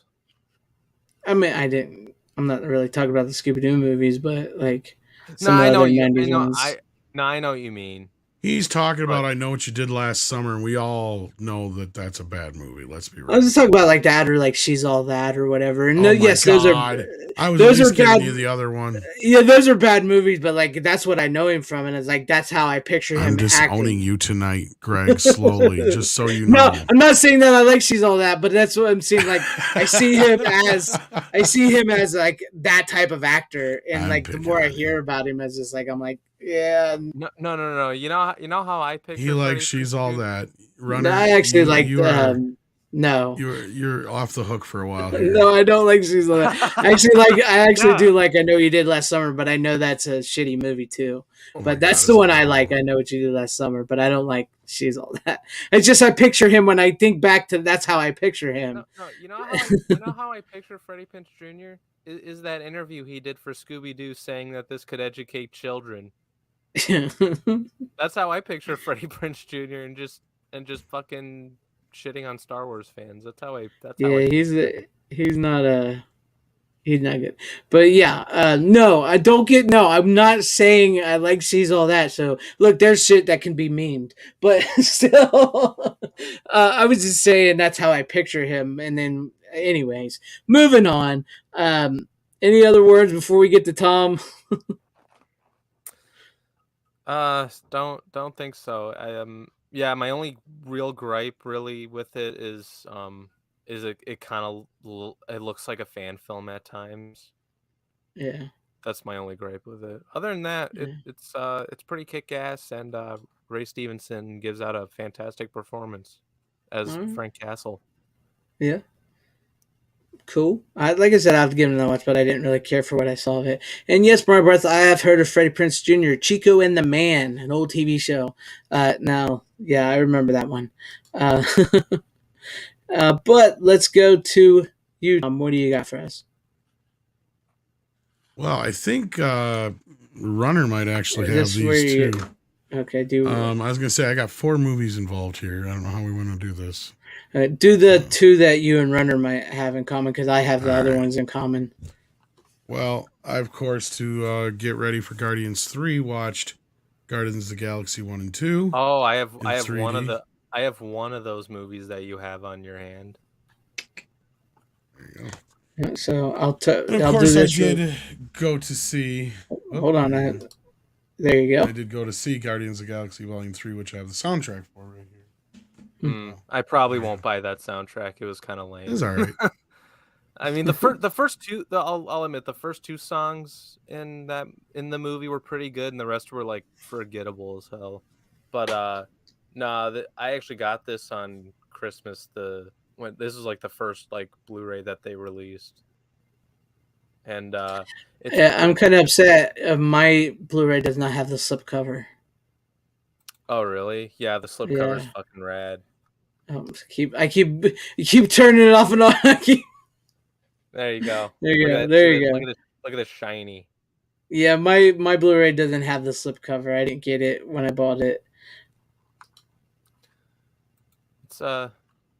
It's cool. I don't have the 4K or any of that yet. Well, and of course, the first and second films are 2 of my favorite Marvel movies. See, I didn't love the second one as much. I know some people like the second. I like the second one. I actually have the poster of the second one up here on my wall because I love the little black and white. We're all standing against the wall. I love that poster. But yeah, I enjoyed the second movie. That poster's great. I like that poster. But I don't know. The first movie meant a lot to me as a kid, and it actually really got me into more music. Cool. Because of the soundtrack, I was just like, "Oh, this is like awesome," and I just love those characters. I love the cast, and rewatching this movie, I was just like, I kind of had that same reaction Tom had. I was like, "Fuck, man, I forgot how good these movies were." Yeah. And this movie is so fucking perfectly paced as well, which is like even better. And I did rewatch 2 as well to prepare for 3. I don't know. Still kind of feel the same as I did before. Didn't love it. I mean, the parts I did like were the Rocket and Yondu backstory. That's about it. The rest of it, it's like, yeah, Kurt Russell's great, like always. I just didn't care for him as a villain. That's probably one of the problems I have with the movie. What else? And exactly, Kurt Russell and the Hoff. How can you not like Guardians 2? Like, okay, yeah, Kurt Russell's fucking great, but like, I don't have to like the movie just because he's in it. Like, there's plenty of actors I do enjoy the second movie. There's plenty of actors who I'm like a fan of that I may not like the movie itself. Like I did. I'll give you this, Greg. I did like it when I first saw it, but rewatching it like a few more times, I just liked it less. I like it. I haven't watched Guardians 1 and 2 in a while, but I know you guys have prepared for the third movie. No, but the first one, is very good. The first one still holds up in my opinion, and it's definitely like top. It's definitely top 5, maybe top 3 of the MCU. What are your thoughts, Tom? I actually like the second movie just as much as the first film. I'm Depending on with which you. day you ask me, I might even like the second film more. Really? It's a very personal story, and it's very much Empire Strikes Back-ish. In that respect. I know Avengers Infinity War isn't much of a Guardians movie, but I always saw that as the Empire Strikes Back in like just the MCU in general, and I always saw the first Guardians as like the Star Wars. You're jumping ahead here, Runner. Talk Guardians. I know, I'm just saying. Okay, that's how I look at it. I'm with you, Tom. I personally enjoy 1 and 2. They're probably my next to Captain America: Winter Soldier. I would put them in the top of my Marvel movies personally. Okay, I'll say this. I just thought of it now. Another problem I have with 2 is the humor. It tries to be like the first one, but it's not. You know what I mean? Like they I think it's a very great extension of the first movie. I think it continues the story beautifully. I think the characters, like Tom said, I feel like it's very much. I'm talking about the comedy. I feel like the comedy matches perfectly. I'm not talking about the story. Like the comedy for the first one matches up perfectly. I just feel like they did too much in the second one. I don't know, man. I think it flows. I think it flows as one giant movie, sort of. The first 2. I mean, that's just me. I mean, I know Tom likes it. Like, and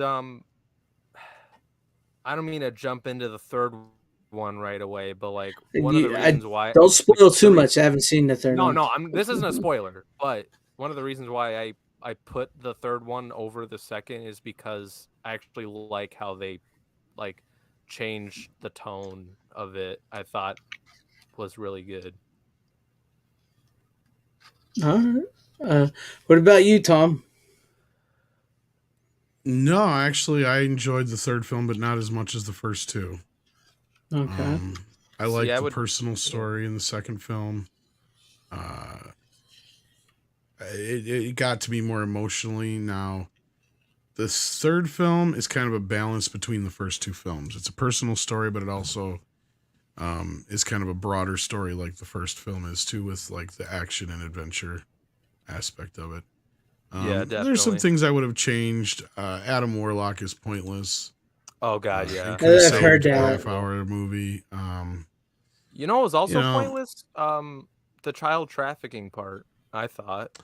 Well, it's not child trafficking, and a lot of people keep saying that, but it's not. They were kids in cages, yes, but they were for a reason. They were there, and look at it from a perspective of, the young children are being programmed. I feel like they should. I feel like they should have just cut that part out and just left it with like the animals and stuff. Because, like, honestly, like one of the best part of the third movie to me was Rocket's backstory. Like I almost got teary eyed at parts because it was just so fucking good.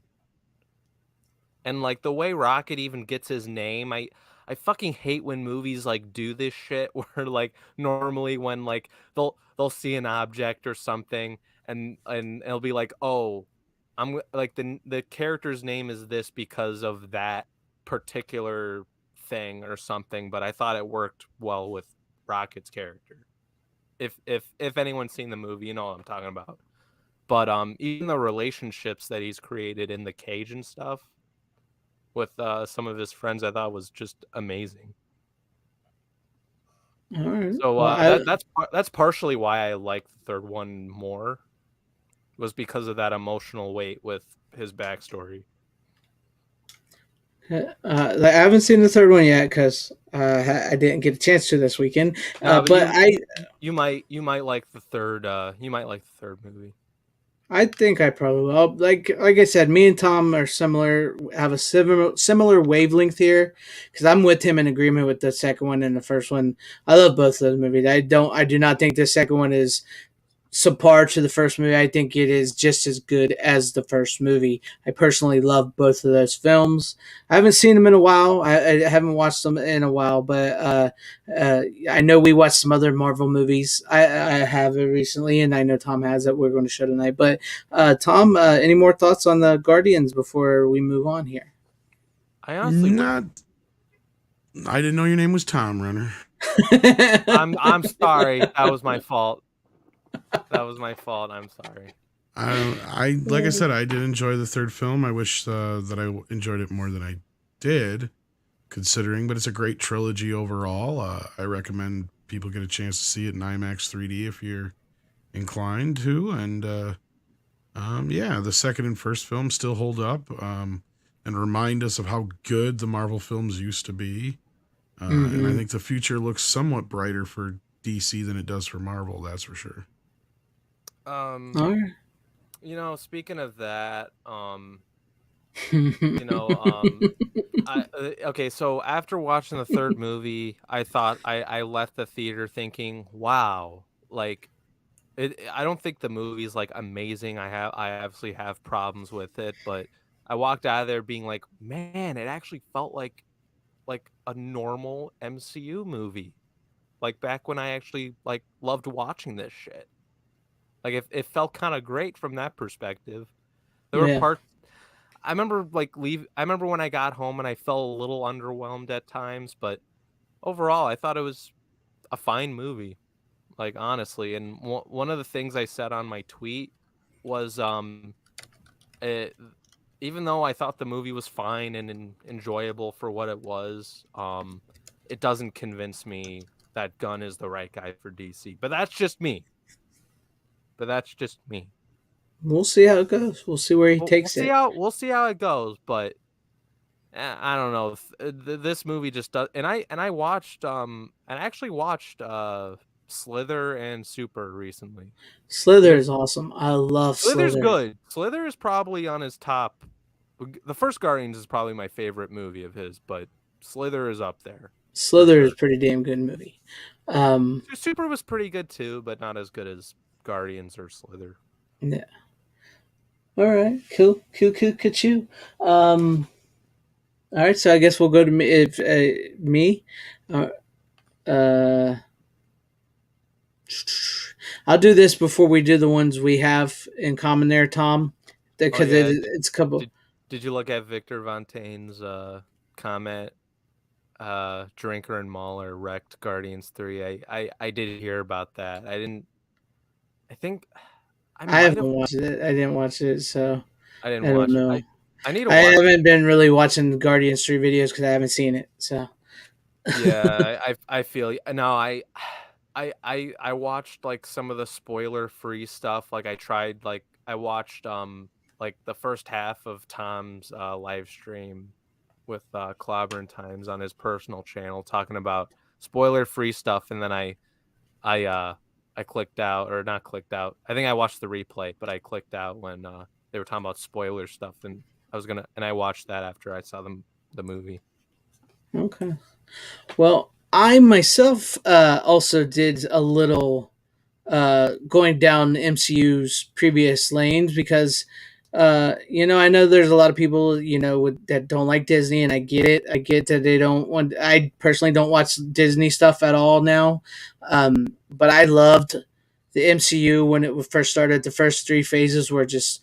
I thought they were incredible. It reminded me of like the comics and stuff what I read as a kid, and I was always a Superman fan. Superman was my number one guy, but like the Marvel MCU just started off so well, and so I took a little trip myself down MCU, starting off first with Captain America: The First Avenger. So this is my Blu-ray that I bought first. My first Blu-ray here.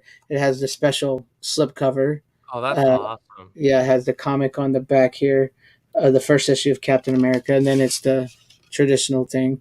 But I also have the exclusive when I used to shop at Best Buy, exclusive Best Buy Steelbook here we have Oh, of that's so awesome.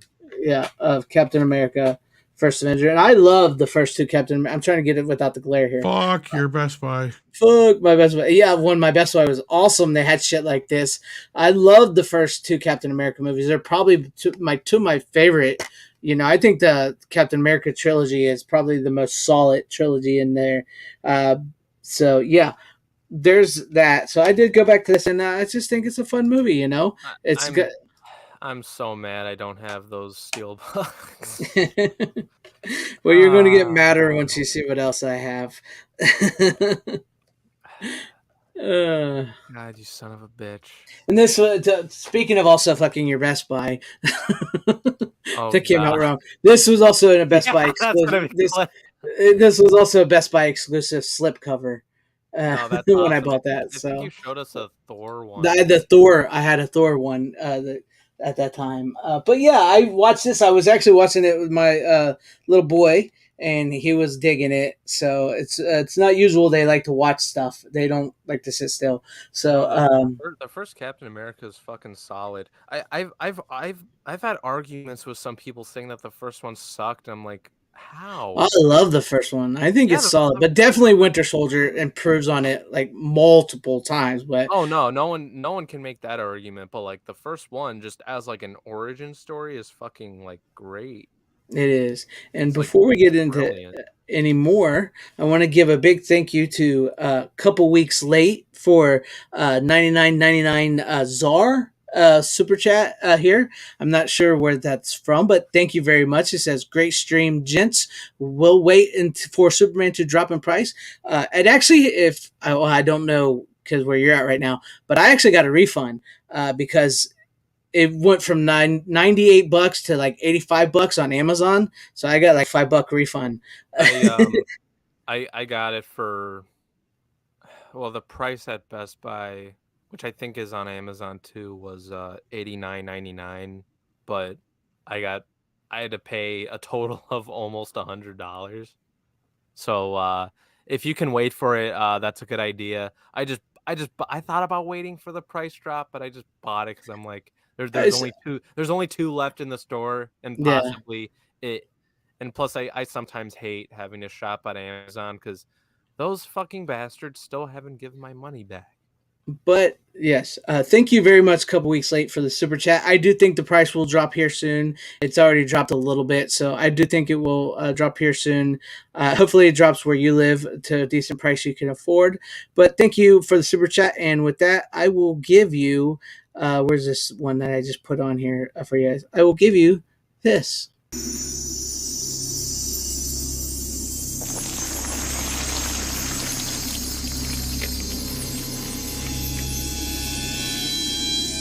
Stick that in your VCR and suck on it.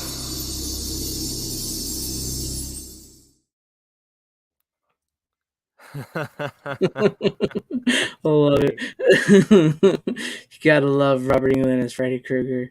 But yes, thank you. A couple weeks late. Yeah, but I really love. I think it's got an amazing cast to it, and come on, show up here. Media Archive, Mike. Yes, I have seen the 1990 Captain America movie. I actually own the Shout Factory Blu-ray of it, directed by Albert Pyun.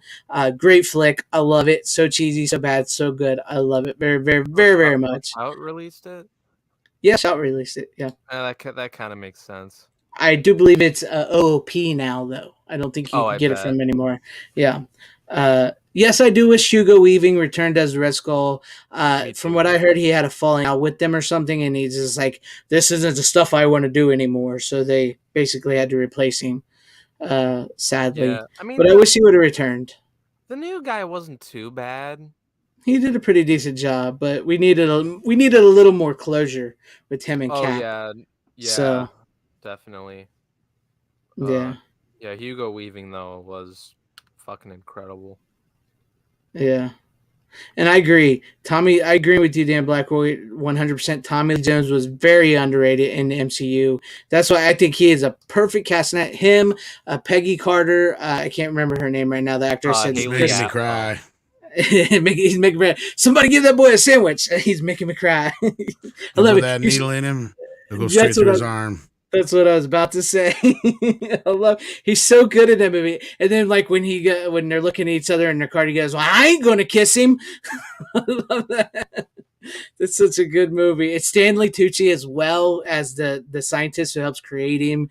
It's just like this. It really does. They do a great job of like cementing their friendship in such a little bit amount of time. So when he actually sees him get killed, you really feel that sting, and especially after like the big chase and everything. And once he comes down and you realize, oh crap, this guy is dead. What's going to happen to me now? I really think it plays well. So yeah, I love the movie. I could do this all day. Yeah. Yeah. Was it Haley Atwell is Peggy? Haley Carter. Atwell, yeah. That- She's who's, great as Peggy Carter in that movie. Dude, she's fucking hot, man. Yeah, I know she's smoking hot. Yeah. She's gonna be in the new Mission Impossible, which is fucking cool. Uh-huh. Haven't seen past the third movie, so Well, that sucks to be you. not really. Yeah, it does. Those movies are great. No, I'm need sure to- they are. I just need to get to them. You need to eat up that good fucking movie shit, Greg. Yeah, like I said, I mean, Adam Warlock should have been probably introduced earlier and taken a little more serious. I don't No, know. I yeah, haven't seen Guardians 3, but Well, no, from everything I've heard, is most people have said he was wasted in Guardians 3. So no, like he shouldn't be in it at all, and there's no point of having him in it since like the whole like it has to do with more so of like why that character was even like created in the comics, right? Like it's like he's important to Thanos' story. he's important to the Infinity Saga, and Exactly. yeah, So very important. Like if you replaced Captain Marvel with him, way better. Like that would have made a huge but they wanted to get Captain Marvel in there, so it's retarded though. But Like, I love. And plus, was it Will Poulter? Like he's not a terrible actor, but like he was kind of a miscast, and they tried to make Adam Warlock into a more jokey type of. I don't get it, man. Like James Gunn, like fucked it up with Adam Warlock. I mean, no, on that. So. I mean, no, but like knowing how James Gunn is like known as this like comic book fan, He and feels all that, forced into it.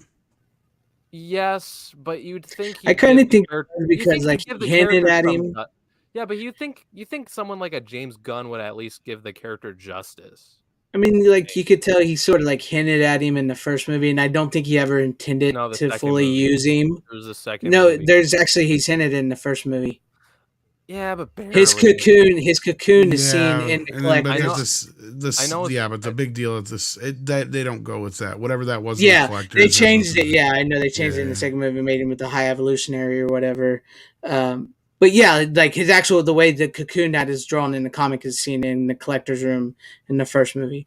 So I don't know, what happened, what they decided to do afterwards. So, but yeah, there's my Captain America. So, who's next? Runner, what do you got? I hit the wrong one. Oh, you're done? Yeah, remember when I showed the Guardians one? Yeah, that's it. Okay. Well, Tom, I guess it's just me and you with our final, since we sort of match up here. Unless you got a different one before those. Of course, to finish off my preparation for Guardians 3, I had to watch Infinity War and Endgame, and of course I got my imported 3D Blu-rays because we didn't get them in the US on 3D. Oh wow. Yeah. But Endgame is Endgame, and then of course Infinity War is the better of the two. But definitely. Yeah, and you could tell has more of James Gunn's touch on it. On Infinity War. Yeah. Oh yeah, definitely. I mean, he was credited as like an executive next to Jon Favreau, so yeah, he wrote. I believe he wrote all the Guardians stuff. Yeah. Well, as we've recently learned, he's the guy that basically came up with all the stuff for the Infinity Saga. In 90 minutes. Yeah, I saw that clip. But to your credit there, Tom, since you did that, I actually I didn't. I can't say that I watched them in the past 2 weeks, but I have watched all of the Avenger movies here recently, not too long ago, and I've showed this before. So I've showed this before, but this is my autographed Anthony Russo Avengers Assemble Steelbooks, and so there's all those. What's funny though is I had recently just bought all the Avengers movies on their Best Buy released steelbooks before I got that free. But I did go back and watch these a couple months ago, so I can talk about them. But I have the first Avengers movie here. So you're one of those fuckers who's always winning shit. Yeah, I sometimes You're I get lucky that way. Oh, you jerk! I hate Yeah, this is that. this You're is really on my shit list tonight. You know that, right? This is what I bought though. I bought this one. So this from Best Buy, the first Avengers. That's a pretty cool. It's pretty cool. Yeah. So there's that. And then I get to get that closed, and then I have, this one here, which is pretty cool. Age of Ultron here. Ultron in the back, which was also another wasted villain. Oh, definitely. Get that. Yeah. And then, but I actually have watched Infinity War and Endgame recently as well too. This is one of my favorite looking steelbooks. I like this one here. Oh, I love that steelbook. I don't have it, but I wish I had it. That one, and then there's the back, and then show you the inside here. And then I'm not too fond of the in-game steelbook. I actually like the other steelbook better. It wasn't as good as the Thanos one there. I have it too, right here. Yeah, you have this one? Yeah, I have that steelbook. Yeah, it's not as good as the other steelbooks they just showed there. There's a difference though with your steelbook and my steelbook. What's that? Share my screen and I'll show you. Hold on, these are 4K though. These are all 4K. Yeah. So let me do that. I showed it. Come on, thing. I've shown it before, like you have, but this was signed by Joe Russo. Oh, there you go. I actually met him in person, so that was. I unfortunately did not get to meet him. But they was it Marvel did like a thing like right. Yeah, they had at the stores they were having them come out and sign at Best Buy. At Best Buy, yeah. So this is when I won. I won this. Well, actually, I didn't win it. I got it. I had an interaction with Best Buy on a Geeks and Gamers Twitter thread because they asked if you picked up. Was it Endgame or Infinity War? I can't remember. It was Endgame. They asked if anybody picked it up, and I was like, "Yeah, I picked up the steelbook." And Best Buy actually responded to me, and they were never tagged or anything. They responded. We had this really great conversation, and then they were like, afterwards, they DM me and it's like, "Hey, you want a signed copy of the Avengers steelbook set?" And I was like, "Yes." And so they're like, "Okay, we're going to send you one." So they sent me one. And then these are the steelbooks here, which are vastly different than those. It's all the same disc. Come on out there. But they're all just like the A. Like this is Avengers 1. Yeah, I've seen those steelbooks. Yeah. They're just like the A for each one as it goes. So yeah. And the in-game steelbook is better than the other in-game steelbook. So, but yeah, let's talk about in-game and Infinity War here. Infinity War is definitely the better of the films. Oh yeah, definitely. It's got a really great vibe to it and a nice pacing. And then, in-game as it was is a little long in the tooth and a little convoluted. And I like the movie, but it could have. I don't know. I did it has really problems. Yeah, I did really like Endgame the first time I saw it. I actually saw it 4 times in the theater. I even have a fucking poster. I have like it's the Infinity Gauntlet like poster type thing, but it's like the Iron Man one, not the gold Thanos glove Infinity Gauntlet. I got that from like an event when they like re-released it, and I got it when I watched it with a friend of mine. Like I think that was like the 4th time I might have seen it. But yeah, once I got it on home video, I rewatched it a few times, and I'm like, yeah, this movie, it definitely has problems. It definitely has problems more with all the new movies too, I feel like. Yeah. But I'll say this, Endgame had a bigger reaction in my theater than Infinity War because I was in a smaller screening for Infinity War compared to Endgame. I was actually in a bigger room when I saw Endgame. So yeah. I liked, like I said, I've liked Endgame. It has some really great moments in it. You know, a lot of people cried when Iron Man died. I wasn't too thrilled with who Captain America gave his shield with. The time travel stuff gets a little. I thought Scarlett Johansson's death scene was basically the same as Gamora's, and it didn't feel the same. It wasn't as impactful as her death was in the first movie. And then, of course, they bring Gamora back in the next movie, even though it's not her. You know, it's from her from another time. It's just you know what I'm saying. You know that brings me right back to Guardians 3. I don't want to go into it too much, but like that was one of the things. Like I understand why Gamora is in Guardians 3. I just didn't care about that Gamora. You know what I mean? Because like you've spent so much time with the one from before. It's like I just have no desire to care for, you know, the different Gamora, the one that she's teamed up with Stallone and the other Avengers. Yeah. So it was hard for me to like care about that Gamora because it's like, I don't know. I mean, I haven't seen it, so I don't know. I mean, you'll know what I mean. Like it part of it works because of Chris Pratt's like. I didn't have the problem as much as many people did, but I also kind of saw it as.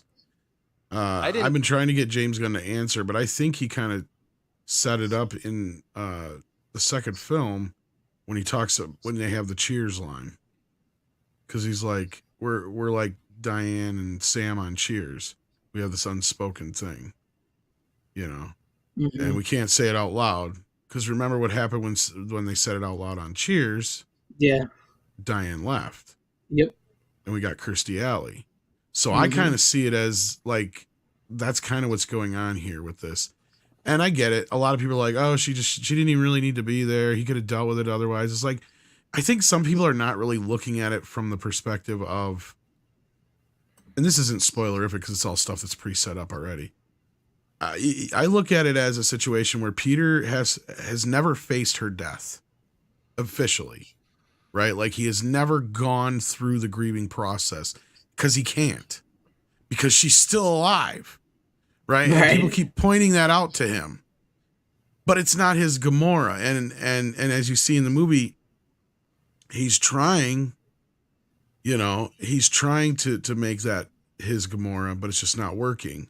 And that is probably what's part of what's pushing her away. That becomes obvious. And there's other things that become a little bit more clear in the movie that I think some people are just kind of overlooking and not thinking about. But part of it is how Peter is just completely ignorant of what she's gone through and what she is dealing with now compared to where the other Gamora was. And she really is a different person, right? Like he has to really come to terms with the fact that Gamora is dead. Yeah. Yeah. See, even though she's still alive. It's like a really weird kind of dichotomy to have. Yeah. See, like by that perspective, I'm fine with it.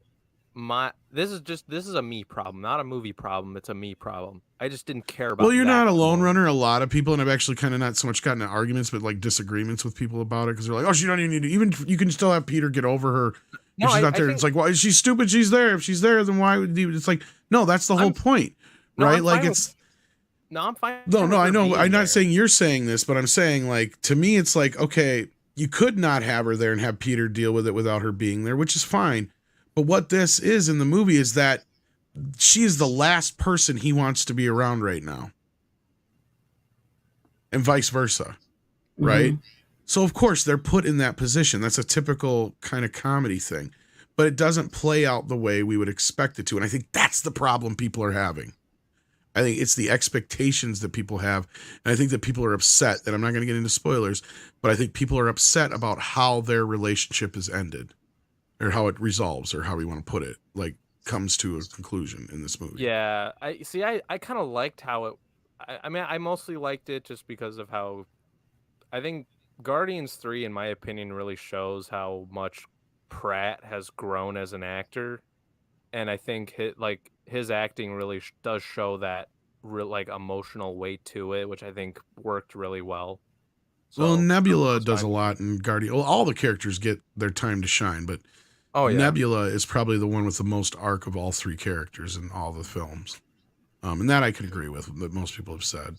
Yeah, and then Rocket being probably second in line. But yeah, if you're a Rocket fan, you'll like this movie. But if you're an animal, like if you're somebody who's very, very sensitive to animal violence and such, just be wary. Yeah, I've heard about that. I heard that. Yeah, that's what I told my parents. A lot of people have hated it just for that, and I'm like, I understand that, but you know what?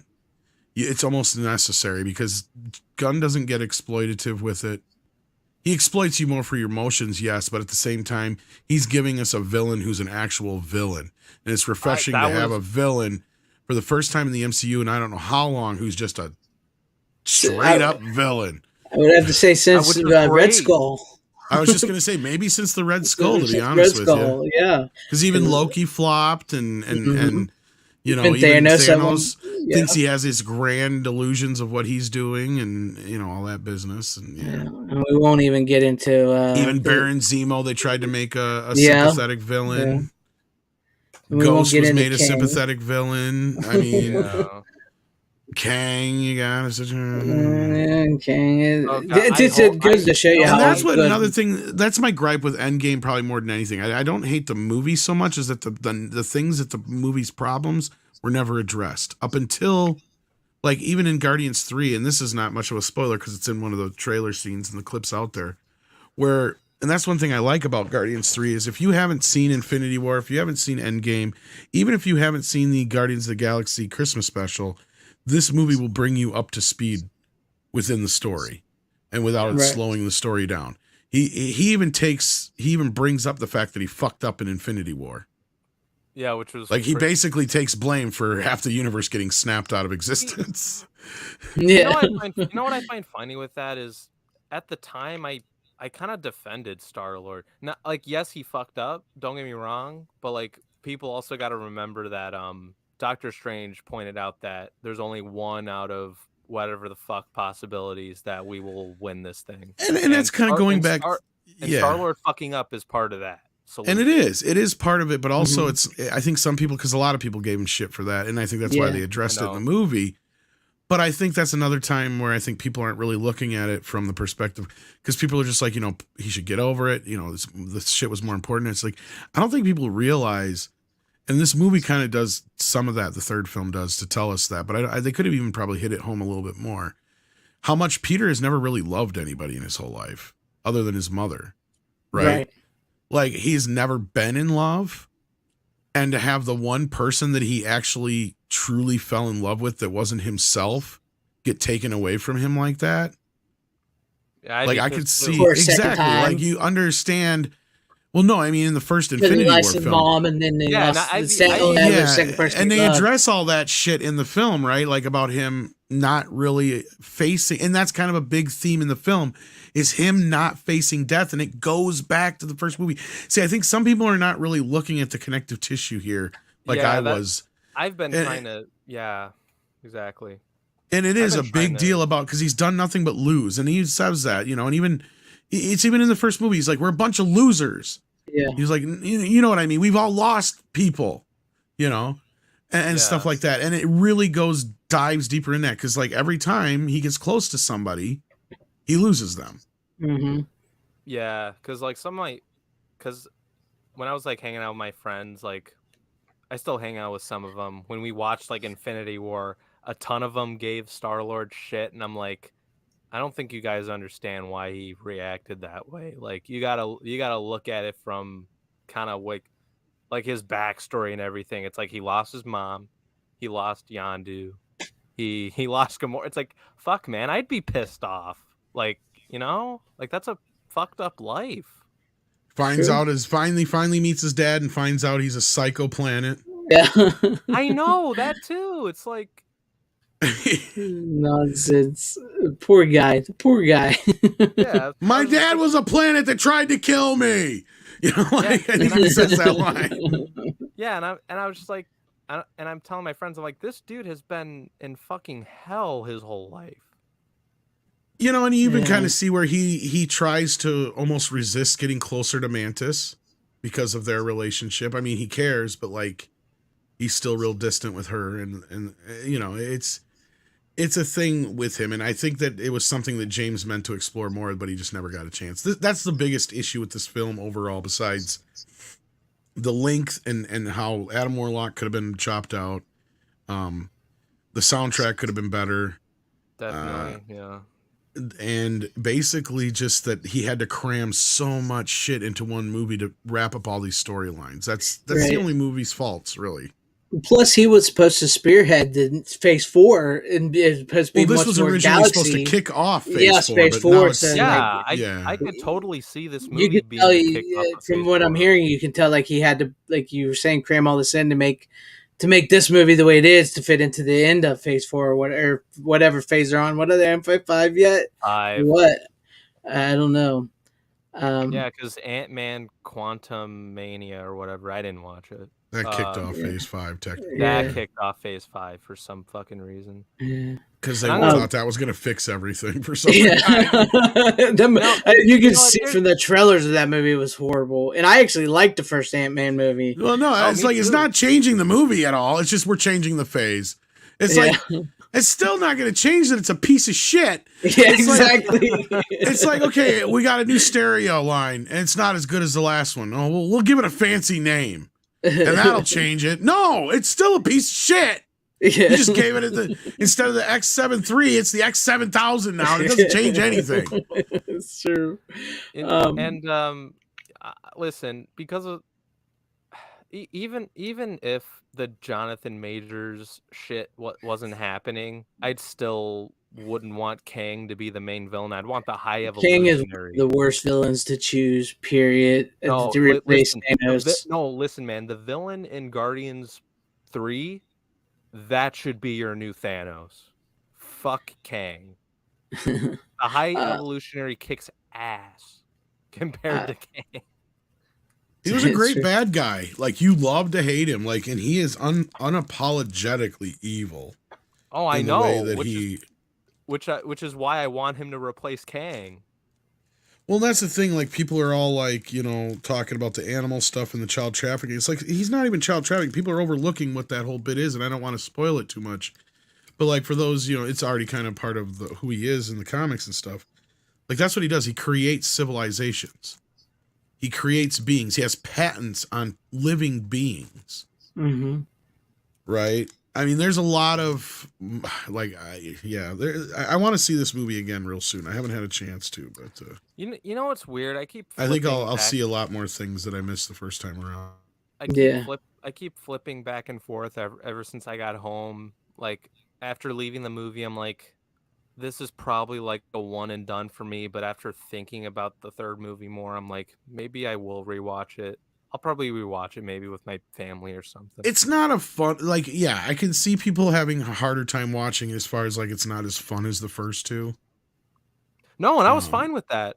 But it is a much darker film overall. Like, it's not nearly as humorous. There's only a couple of humorous bits where I remember laughing. In fact, I was kind of disappointed with the first time they dropped the F-bomb in the Marvel Universe. Feels like a waste. It's like you could have done so much more with that. Yeah. I mean, I don't want to spoil it for you, but it's like they could have done so much more with it. And it didn't even get a laugh in the theater I was in. It got more of a gasp. Oh, because of how it's delivered. It's like really kind of aggressive, and it's like you could have used that in a joke. Like, this is the movie series where at the end of the second film it said, "Welcome to the Guardians of the Galaxy." And he said, "Welcome to the frickin' Guardians of the Galaxy," only he didn't say frickin'. Like, I mean, that's your perfect opportunity to get something like that in. Yeah. Right? Rocket does say a similar line to that at one point, and that would have been a good way to Exactly, say, right? yeah, Like, give it to Rocket or Groot. Right. That's where it belongs. Groot. Yeah.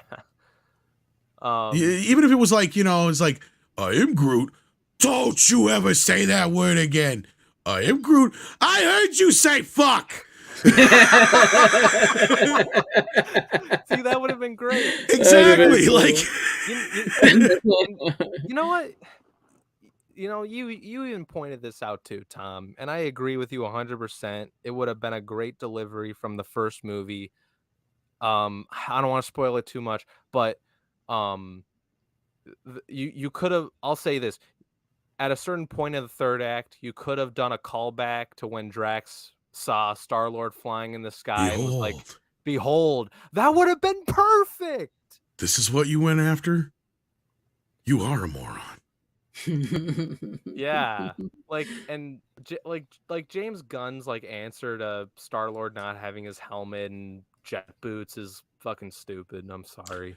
And Drax gets everybody gets great moments in this movie. The only one who probably gets the shaft a little bit is probably Mantis. It almost feels like part of her story is not hit the cutting room floor. Because she has a really cool bit that doesn't pay off real well, but yeah. I don't dislike Mantis, but she was never like my favorite. Like, I love her in Drax's like camaraderie, especially in that Christmas special. That's what really, because I didn't like her at first all that much either. I was just kind of like, meh. Yeah, she's all right. That might have been one of the other reasons why I didn't really like the second one as much, because I thought those two together were just really dumb, and it was like too dumb. Like, I understand it, but that's what works with them. It's like she's so like naive and has been in captivity. I think it works better definitely in the holiday special. I think it does. But they had their moments here. They had a few moments that kind of played off of that. Not as much as I would have liked, though. Is kind of what I'm saying. Like, she could have been used a little bit more, and she has this really cool bit that happens, but it doesn't pay off exactly at the end. You're like. Yeah. Well, you could have used that somewhere, like. I know we're being all cryptic, but that's because we're trying not to spoil it for Greg. Yeah, Sorry, I know. Yeah, but it sounds like it could be an interesting movie. I want to see it, and Bring some tissues. Don't take the little kids. I didn't cry, but I'll tell you what, the whole theater was bawling through like the last quarter of the film. Pretty much everybody knows the scene that I'm going to talk about. When you see it, you'll know. There's two specific scenes that really set the audience off, and it was just like, oh my God, you could hear the sniffles. And just everybody, I didn't hear much of a reaction in my theater, but it was. Oh, I got a reactive theater. I was. I went on Monday, so maybe that's why. I had a great reaction in Endgame. Everybody's. It goes back to the Captain Marvel, when Thanos was fighting her and then he punched her. Oh yeah, I screamed. I was like the only one in the theater. I went, yeah, real loud, and then everybody was just like started clapping after I said that. Seriously, it did, because like we're all just like, you're sitting there and it's like this really tense moment, and you could tell nobody was digging the fact that she was taking it from Thanos, and then when he knocked her the fuck out the movie, and I went, yeah, real loud. I was like the only one in the theater. Everybody was going. Endgame would have been one of those movies I would have loved to go to an inner city theater to see after it came out. Like, smack that bitch! Oh, you fucked up now. Uh-oh, Iron Man's got it. Look, he's got all of them. Shit, he's gonna do it. Oh, snap! Oh! I would have loved to have been a part of that. Just the energy would have been great.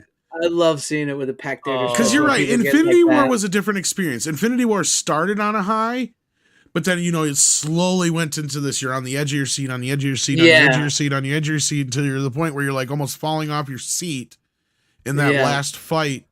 And then, when Thanos peels gets all of them and snap, and you're just like, oh, shit. It's like, what the fuck happened? What are they going to do? I was not expecting this. Like, I'm expecting like this to take over two movies. I'm like, okay, the first movie is just going to be him like getting most of the stones or something like that, right? Right, exactly. And I thought, okay, they're going to save the big battles and shit for the second film. Oh, no. They fucked with us in a glorious way. But I think that's also what was kind of the doom of the second film. Overall. Yeah, because like they had to Yeah. bend over backwards to bring Thanos back. Yeah, Because that getting was back to well, and that's Yeah. my issue with it, and that's getting me back to my initial point I was making, is they didn't address any of these things outside of the Gamora Chris Pratt deal, because the whole idea of them taking the stones from in the past and taking them back is that's the whole thing, is they don't disrupt any timelines because they take them back to the exact moment they took them away, right? Mm-hmm. That only works except for the fact that there's several things that fuck that up, and they never address those things. Right. Loki takes off with the Tesseract. Sure, they address it in Loki, but it's a waste of fucking time because all they got to do is show Loki videos and he turns back into his old self. Yeah. So you waste the opportunity of having Loki be a bad guy. And then it makes the stones useless again. It makes it useless. And then the whole thing with it does with the stones is even more of an insult. Yeah. Oh, yeah, that's why I stopped watching it after the first episode. Yeah, that's why I quit watching it. Yeah. And then made them paperweights. Then you also have the problem of Nebula killed her younger self. That didn't create a paradox, and it should have. The grandfather paradox. Yep. Because she the older version's killing the younger version. That should have been a problem. Mm-hmm. Also, you have obviously Gamora, which is addressed, but you also have Thanos, which is another grandfather paradox they don't address. Yeah, because they kill and they the even young. say it right exactly, and they even say it right in the movie. If you fuck one thing up, it's going to screw everything up. Once they show up, that screws up all their plans. Like everything went out the window at that moment, but yet they've never addressed it. Now we're supposed to go back and see the Captain America series, but I don't know if that's going to happen now with the writer's strike. But I always thought that'd be an interesting film. And I figured that's how they bring back Black Widow, because initially I'd heard a rumor from somebody who knows somebody who worked on the Marvel films, let's say, one of them, and they were saying that, when we come into phase 4, it's going to spring off into the cosmic and the multiverse phases, and Guardians 3 is supposed to kick it off, and that story is supposed to be about Chris Pratt trying to find Gamora, his Gamora, because he don't like the new one, but he thinks, well, if I can get the stone and take it back, then maybe I can get her back, but he can't get the stone because it's destroyed. And they kind of address that in this. So I still think that might have been the original. I think that was an accurate report.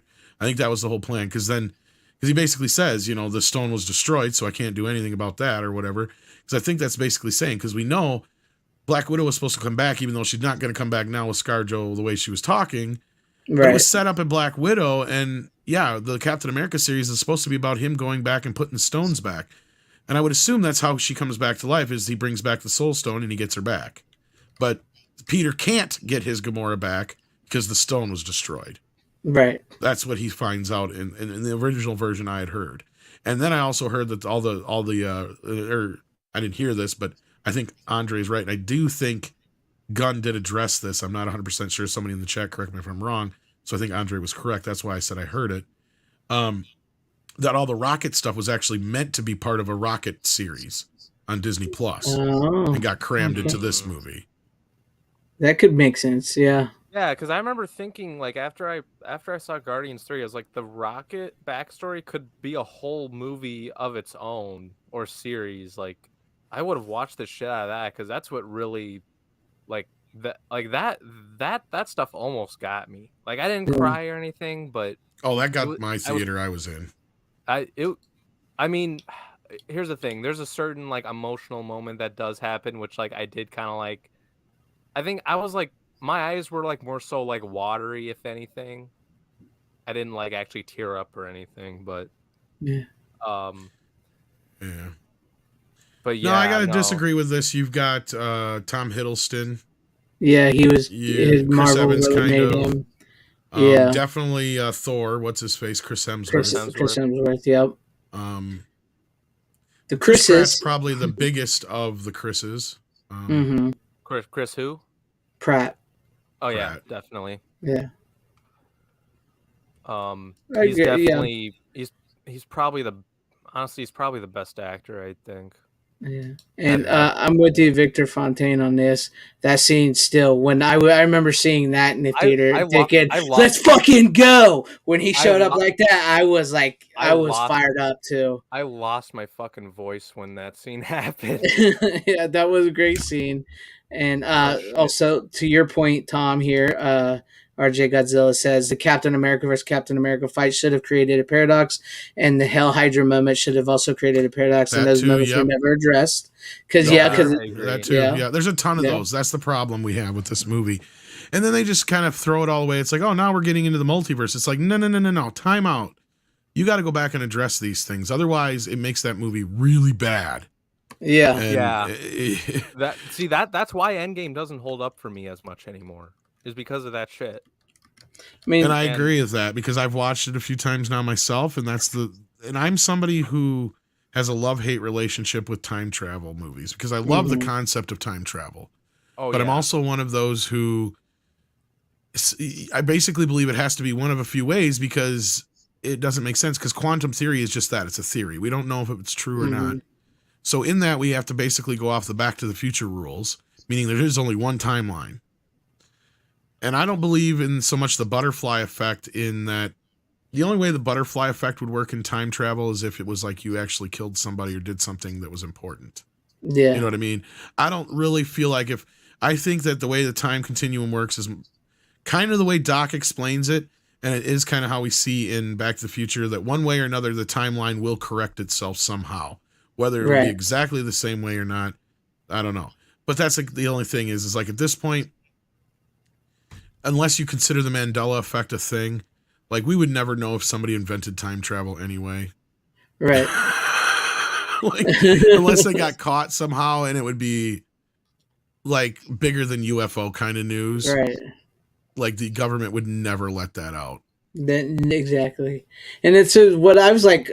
The two theories of time travel I've always was told was like there's the one where if the butterfly effect sort of type thing, you go back in time, you change something, everything else in the future changes. Or the second one is that if you go back in time, you're not actually changing anything because that's what actually originally happened. So like if you're coming from the future and you're going back to 1980s and you're interacting, all this was supposed to happen. You're just living your moment out that time, and so you've time traveled. Yeah, and that's well because they think they're being clever in Endgame by saying, well, now you're in the past, so your past is now your future. Yeah, and all that shit. They tried to confuse the audience. It's like, no, that's not how the Force works. Yeah, it's like either you have the quantum theory where you create multiple time or there's infinite timelines, one or the other. But it is true, yes, once you leave your timeline, you can't go back to the original timeline if you've changed something. Even then, there's like the theory of whether or not you could actually go back to your original timeline because now you have left it. And it's a whole, like, there's a whole lot. Like, I believe somewhere between Time Cop, Back to the Future, and the movie Primer probably have it the most correct. I believe Back to the Future has the kind of the basics of it. And this is just, of course, obviously just theory and obviously no one knows for sure. But Time Cop, I like the idea that it actually addresses like the same matter existing in the same space and how time travel could ripple and stuff makes like that. Like a water ripple. Like we could actually register that if we had some way of reading it and stuff like that. And then Primer just simply about the science of it. That's probably how it would have to actually work in reality. And I don't know if you guys have ever seen Primer, but I haven't seen. I don't think I have. Weird fucking movie. And the movie itself is weird, but like the idea built behind the time machine, I think is interesting because they accidentally create time travel. Because I believe, if I remember right, and it's been quite a few years since I've seen the film. It's a really low budget indie film, but like these guys are trying to invent. Can't remember if it's a teleporter or something to where they can transport food and keep it fresher longer, or something like. I can't remember what they're doing. But I end up putting this orange in this machine, and within a few minutes it like molds, and they realize that it was like in the machine. It was in a time in the machine. It was like weeks or whatever, while outside it was only a few minutes. So they build one of these machines in a warehouse in like like a rent where you rent spaces. So like one of those little things. Yeah. Yeah. And so they build a machine in there and they go in themselves. And they sit down and they figure out, well, we're in here for X amount of hours. So then they go out and it's like a week later or whatever, 2 weeks later. Right. Right. And then they test going back in time. And then it gets even more twisted because the one dude kills himself. And to see how that would affect it. It is fucked crazy. up. And then it's got a weird twist at the end, and you're just like, okay, it's weird. I can't guarantee you'll like the movie. Sounds but weird. It's one of those movies that makes you fucking think about time travel, and you're just like, you know what? This is probably the way it'll happen. Some weird fuckers in their garage are going to accidentally make time travel. I got a good time travel movie for you. I don't know if you've ever seen it. Safety Not Guaranteed. I've not seen it, but I've heard about it. It sounds similar to. It's very similar. That's what you got me. It sounds very similar to that. Primer. Yeah. Yes, I've heard that. Yeah. It's very good. I enjoy that movie. And did you know there's time? It's on my list. Yeah. I think you will enjoy that. It's a nice little indie time travel type movie. But did you know there's time travel in Gremlins? No. You don't know this? I can't believe you don't know this. Isn't safety not guaranteed? Unless I forgot it. Isn't safety not guaranteed the Colin Trevorrow movie? Yes, Colin Trevorrow directed. Yeah. But I think that's on my list of movies to watch. Go back and watch Netflix and it did disappear. It's a pretty good movie. I enjoyed it. I like it. Go back and watch Gremlins. What's this time travel thing? Because when the dad is at the invention thing and he's in that convention. Little phone convention. Oh, never mind. I know what you're talking about. I was going to say, machine. the time machine is behind him and then a guy gets in it and it cuts back and it's gone. So, so there you go. Yeah, I'm sure you had to know that. Scene, And Steven Spielberg's in that scene. Mm-hmm. Jerry Goldsmith, the composer, is actually the guy in the phone booth next to him with the weird cowboy hat on. Yeah. But I was going to say, you had to know that. Yeah, duh. But I was thinking something with part 2, and I was like, what did I miss? Something I missed. It's like, duh, I keep forgetting that because people have said that before, too. And it's like, but I think their time travel, they were trying to be a little too clever with their time travel things in Endgame. It's like, no, we're not doing Terminator Back to the Future. We're doing it like sense this. how they do it, too. It's like, here's the thing. I'll say this. Because it's Mark Ruffalo Hulk, it just makes it sound dumb. If you had Edward Norton Hulk, it'd probably be a lot better. Or Edward Norton Bruce Banner or whatever. Yeah, that's another thing. They really cucked the Hulk and Thor. Exactly. That's the problem with it. It's like, well, there's a bigger problem than that, and that is either just the whole convolution of how they tried to do the time travel because they didn't want to take the easy route. But you have a problem. You already had the time stone to begin with. Yeah, right. That's true. I never even actually thought about that till just now. Yeah, that's true. With that, I don't know. And to me, and then you come off the movie, the original Doctor Strange, when he puts what's his face in the time loop. Yeah, the Dormammu. Yeah. It's like, why didn't he just put Thanos in a time loop? Yeah. I mean, sooner or later they're going to be able to get it right. But I'm sure if Thor wasn't a fat joke, he could have wielded the time. He could have put it in the whole thing in a time loop.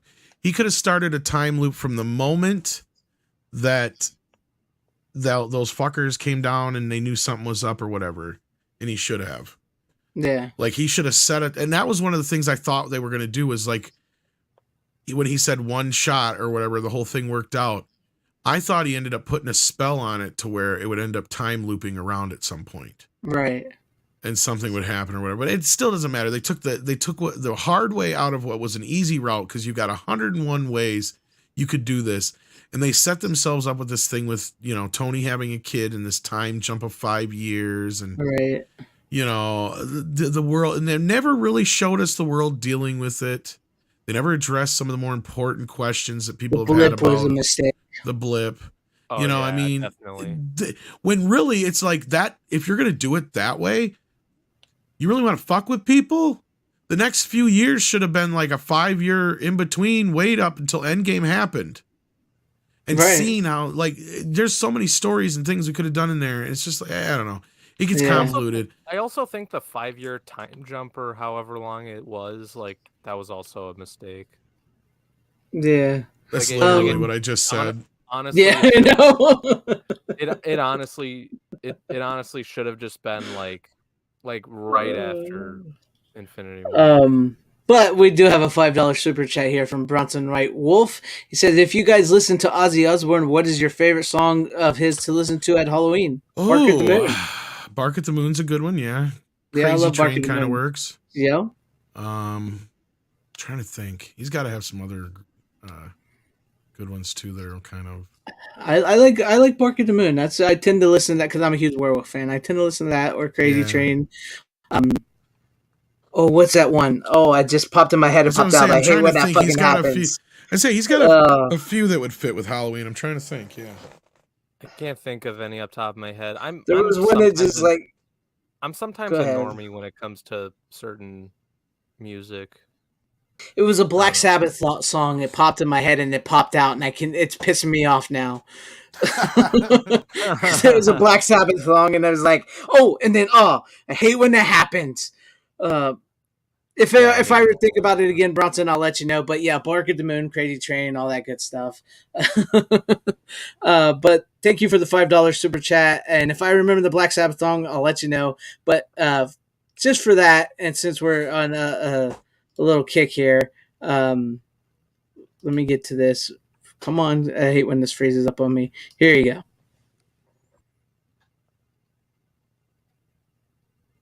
Somebody said, well, it's because kids won't watch black and white. And you know what I say? Fuck them.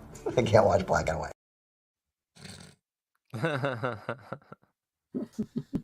New trailer for the Gremlins series came out today. Oh, the last one looked horrible. Yeah, it did. They're trying to play the Gizmo thing off, and this goes along with how Endgame's time travel just doesn't quite work and add up. Because my big issue with it so far was Gizmo wasn't Gizmo until 1984. Yeah. He was just called Mogwai or whatever from what we know. Yeah. Or whatever his name was, we don't know what it was. Yeah. And in the movie, or in this new show, he says the name and the kid's like, Gitchmo? And he's like, no, Gizmo. Like, Gizmo? No, Gizmo, that's a good name. It's like, so you're trying to make it like he said something else, that's not his name, but this kid picked up on it anyway. And it's just gonna so happen to be the name that and the same thing's gonna, so they're gonna probably trying to imply that the same thing happened when Rand gave him the name too. Probably. Yeah. Probably. His real name is gonna be like Gucci Mo or something like that. Some stupid. Yeah. That's Why did they get me to write this? It's so bad. I'm gonna get this last super chat, then we'll give our final thoughts on all the Avengers stuff here. But thank you Bronson. Gremlins, damn it. Yeah, I know because everybody's don't they? And that Bronson Wright Wolf again with the $10 super chat. Thank you very much. He says my favorite Ozzy Osbourne songs to listen to on Halloween are "Bark at the Moon," "Crazy Train," "Flying High Mr. Again." Crowley. Mr. Crowley was the one I was thinking. That's the one Yes. That's what I was. That popped in my head and popped out. "Over the Mountain," Perry Mason, "Suicide Solution," and "Waiting in Darkness." Those are good songs. I don't man. know if I know. I'd have to go listen to Suicide Solution. I don't know if I know that one. Yeah, that's one I don't know about, but the Mr. Crawley was one that popped in my head and then popped out. But once again, so thank you very much for the $10 super chat. I truly appreciate that. And 69 dudes.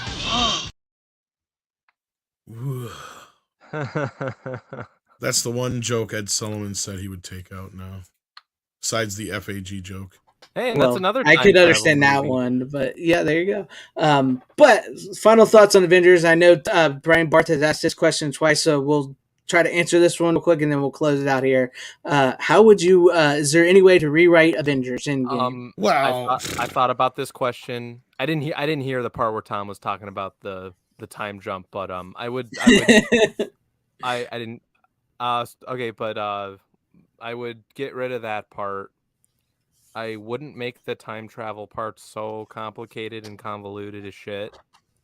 Obviously, the time jump was a mistake.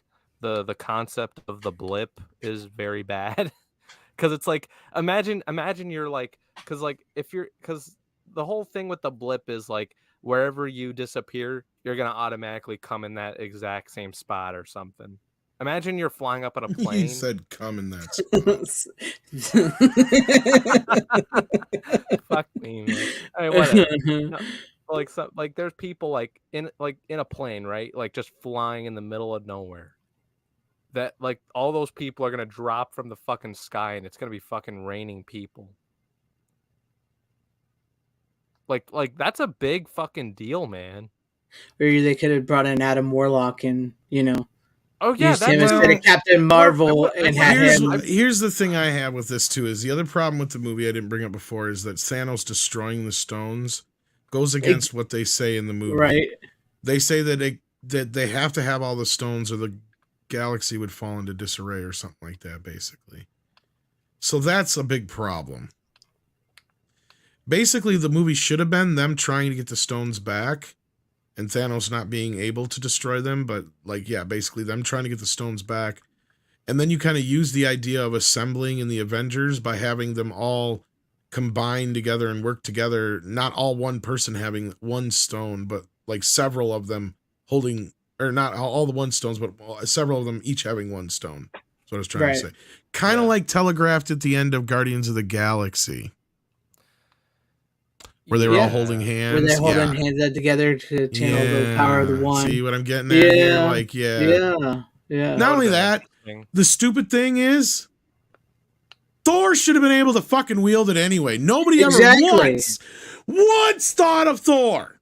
I mean, he literally took the power of a star. Exactly, and he says lived. When they make Stormbreaker that if any normal human, their mind would melt, they would be able to unable to handle the power of it, and he can. So why wouldn't he be able to handle the fucking powers of the Infinity Stones? Exactly. Yeah, that would have been badass too. That's about the same time they also Captain Marvel is the most powerful Avengers of all time. Okay, here's the thing. Here's another part I'd rewrite. Okay, like other than Adam Warlock, I would also just extended and make Adam Warlock like a prominent character, not just a side They character. literally could have gave Thor the Adam Warlock role from the Infinity Saga. Literally. Yeah, they could. I would have either or is fine, but they shouldn't have done Fat Thor. They should have they should have just made him like that badass Wakanda entrance type of Thor. I would have rather had the Care Bear stare ending. Yes, Peter Venkman. And I would have, I would have like, I would also write instead of like cucking Hulk, I would have like made Hulk like just like be as angry as he ever was. Instead of Captain Marvel destroying that ship, it would have been Hulk going apeshit. My biggest issue with the Endgame, and this is the last I'll say about it, is basically is that the whole idea of we can go back in time to get the stones, but we can't change now because of, him having a kid and all that stuff. You have the time stone. The time to actually do anything would have been before, right? Or right after. Like, it just... Exactly. Yeah. Yeah. It's just they wrote themselves into a corner there. I agree with you on all that. I would, if there's one thing I would keep in Endgame is Captain America wielding. That was an awesome scene. But yeah, there's another thing. Why didn't Dormammu attack Earth right after the Time Stone was destroyed? Because he could have came through again. They should have got the stones, like they did in the movie, and then instead of coming back to now, they should have went back to the day of the battle or the day before Thanos started collecting the stones or whatever.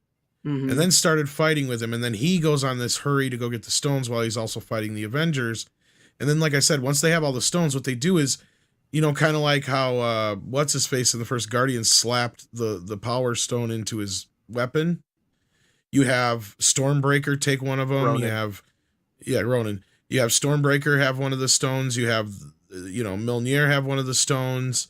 Cap's shield has one of the stones.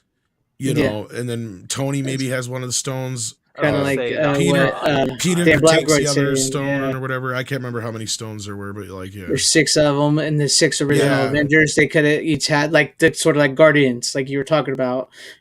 Nebula technically should have been strong enough to take one on, if not. Nebula, I think she. The other thing is they keep bringing up the fact that they keep trying to act like fucking Scarlet Witch is this fucking grandiose fucking, ultimate power. She should have been able to handle the one she was made from, Reality Stone. The Reality Stone, yeah.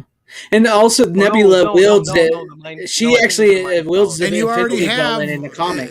No, it was and the you Mind already have, Stone. of course, what's his face? The robot already has one in his head. So Yeah, Vision. Oh, Ultron? Vision. Oh, Vision. So which My would bad. actually kind of bring Vision full circle into the story too. Mm-hmm. And like I said, once you have all these main Avengers wielding one of the stones, and then you have everybody else backing them up, like I think it would have been a better movie. And then you have them battle it out back in time, and then when they defeat him, then they take the stones back where they got them from, and then they go back to where it's dumb. Yeah. Dude, like all those ideas alone. Imagine if we three just rewrote the script. Most people could, man. Most people could definitely, but like I'm just saying, like our ideas alone just make it would have been so much. Well, it would just been a way better the stupid part about it is, if you think about it, the way the reality stone works, that should be all you need to really bring everybody back anyway. Yeah. Kind of, yeah. Pretty much. I mean, if you think about it. Pretty much, yeah. I think even in the comics they were put inside the Reality Stone. You know what's funny? The people that disappeared.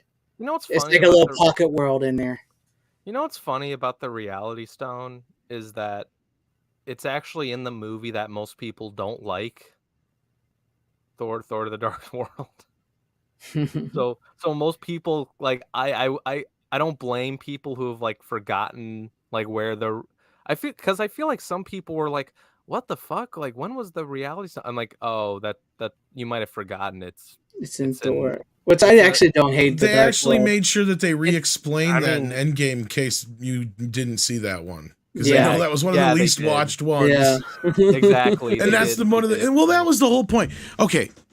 And here's the stupid part about this too, is that this is also the whole point of Endgame was them going back into previous movies. If you kind of look at it from the broader perspective, obviously. And in that, okay, that's a neat idea, but at the end of the day, it creates problems, like we said before, and then it also makes the older films obsolete. It's like, okay, so what is the actual timeline then? With these original timelines or this? But at the same time, it's like, whatever. There's a million things they could have done better, differently, that were less convoluted, made more sense, made the audience more happy. And at the end of the day, it's done and over with now. And I'm glad Guardians of the Galaxy 3 was good, because now I don't have to worry about going to see an MCU movie proper. Yeah. Anymore. I can go see maybe Spider-Man, and that all depends on how it looks, that just depends on how that one plays out. It's weird because like I'll admit, it's like, even with, because I can't think of any other, like, I watched Guardians 3 mainly just because I love the first one and I love the characters, I love the cast. So like part of me like gave a shit, like the Marvels, I ain't watching that shit. You know what I mean? Yeah, like, I'm done. Why would I? Yeah. I can't think of any other movie I would possibly watch in the MCU other than Deadpool 3, maybe. You know what I mean? We'll see how that plays out. But with all that being said, I don't really consider that MCU. That's what I'm talking about. I'll go to that. Yeah, and I wouldn't even. Yeah, and I've even pointed out I wouldn't consider the Spider-Man No Way Home MCU. I consider that MCU Sony. Yeah, it's like MCU light, but mostly Sony. Okay. But with all that being said, I think that's our final thoughts on that. And as we close, since we're going to close it out real quick, I will get this last super chat. I'll answer this question and we'll close it out. But thank you, Tom. Thank you, Runner, as always, for being here. And thank you once again, Bronson Wright Wolf, for all the super chats, for this $5 super chat. And he said there's no hurry to answer this. And I figured I'll save it to the end since we're done here. This question, but I'm curious about this. Little Nicky versus Sammy Kerr. What do you guys think? I'm sure you don't know who that is, Runner, but I'm going Sammy Kerr all the way from Trick or Treat. Way better than Little Nicky any day of the week. He's Bronson should be happy that that's coming to 4K. Yes, we're getting Trick or Treat on 4K from Synapse, first time in America. Treat. I love that fucking movie. I can't wait. I hope it comes out on Halloween. I love that movie. Sammy Kerr, sure it'll be out by Rock's then. Chosen Warrior, man. But yes, that's way better than Little Nicky, as far as I'm concerned. And yes, Endgame, I'm happy to have it. I still think it's a good movie, but it's nowhere near top tier as Infinity War, Winter Soldier, Guardians 1, all those. Too many convoluted plot threads and even Iron Man mess ups and stuff. But thank you all for hanging with us in the chat at home watching. Appreciate you guys. We will be back next week. Hopefully, you'll see me on Talking 4K for Superman. you. Talking Superman. We'll have that talk. Well, we got a special 4K for you next week. We got Bill Hunt coming on. Yeah, I'm looking forward to that. Nice. My schedule should be back to normal. Get back into routine of things here. But thank you. Get ready for a super week next week. Once again, you guys don't have to go home, but you can't stay here. How you doing? That's Bitches not leave. how the Force works.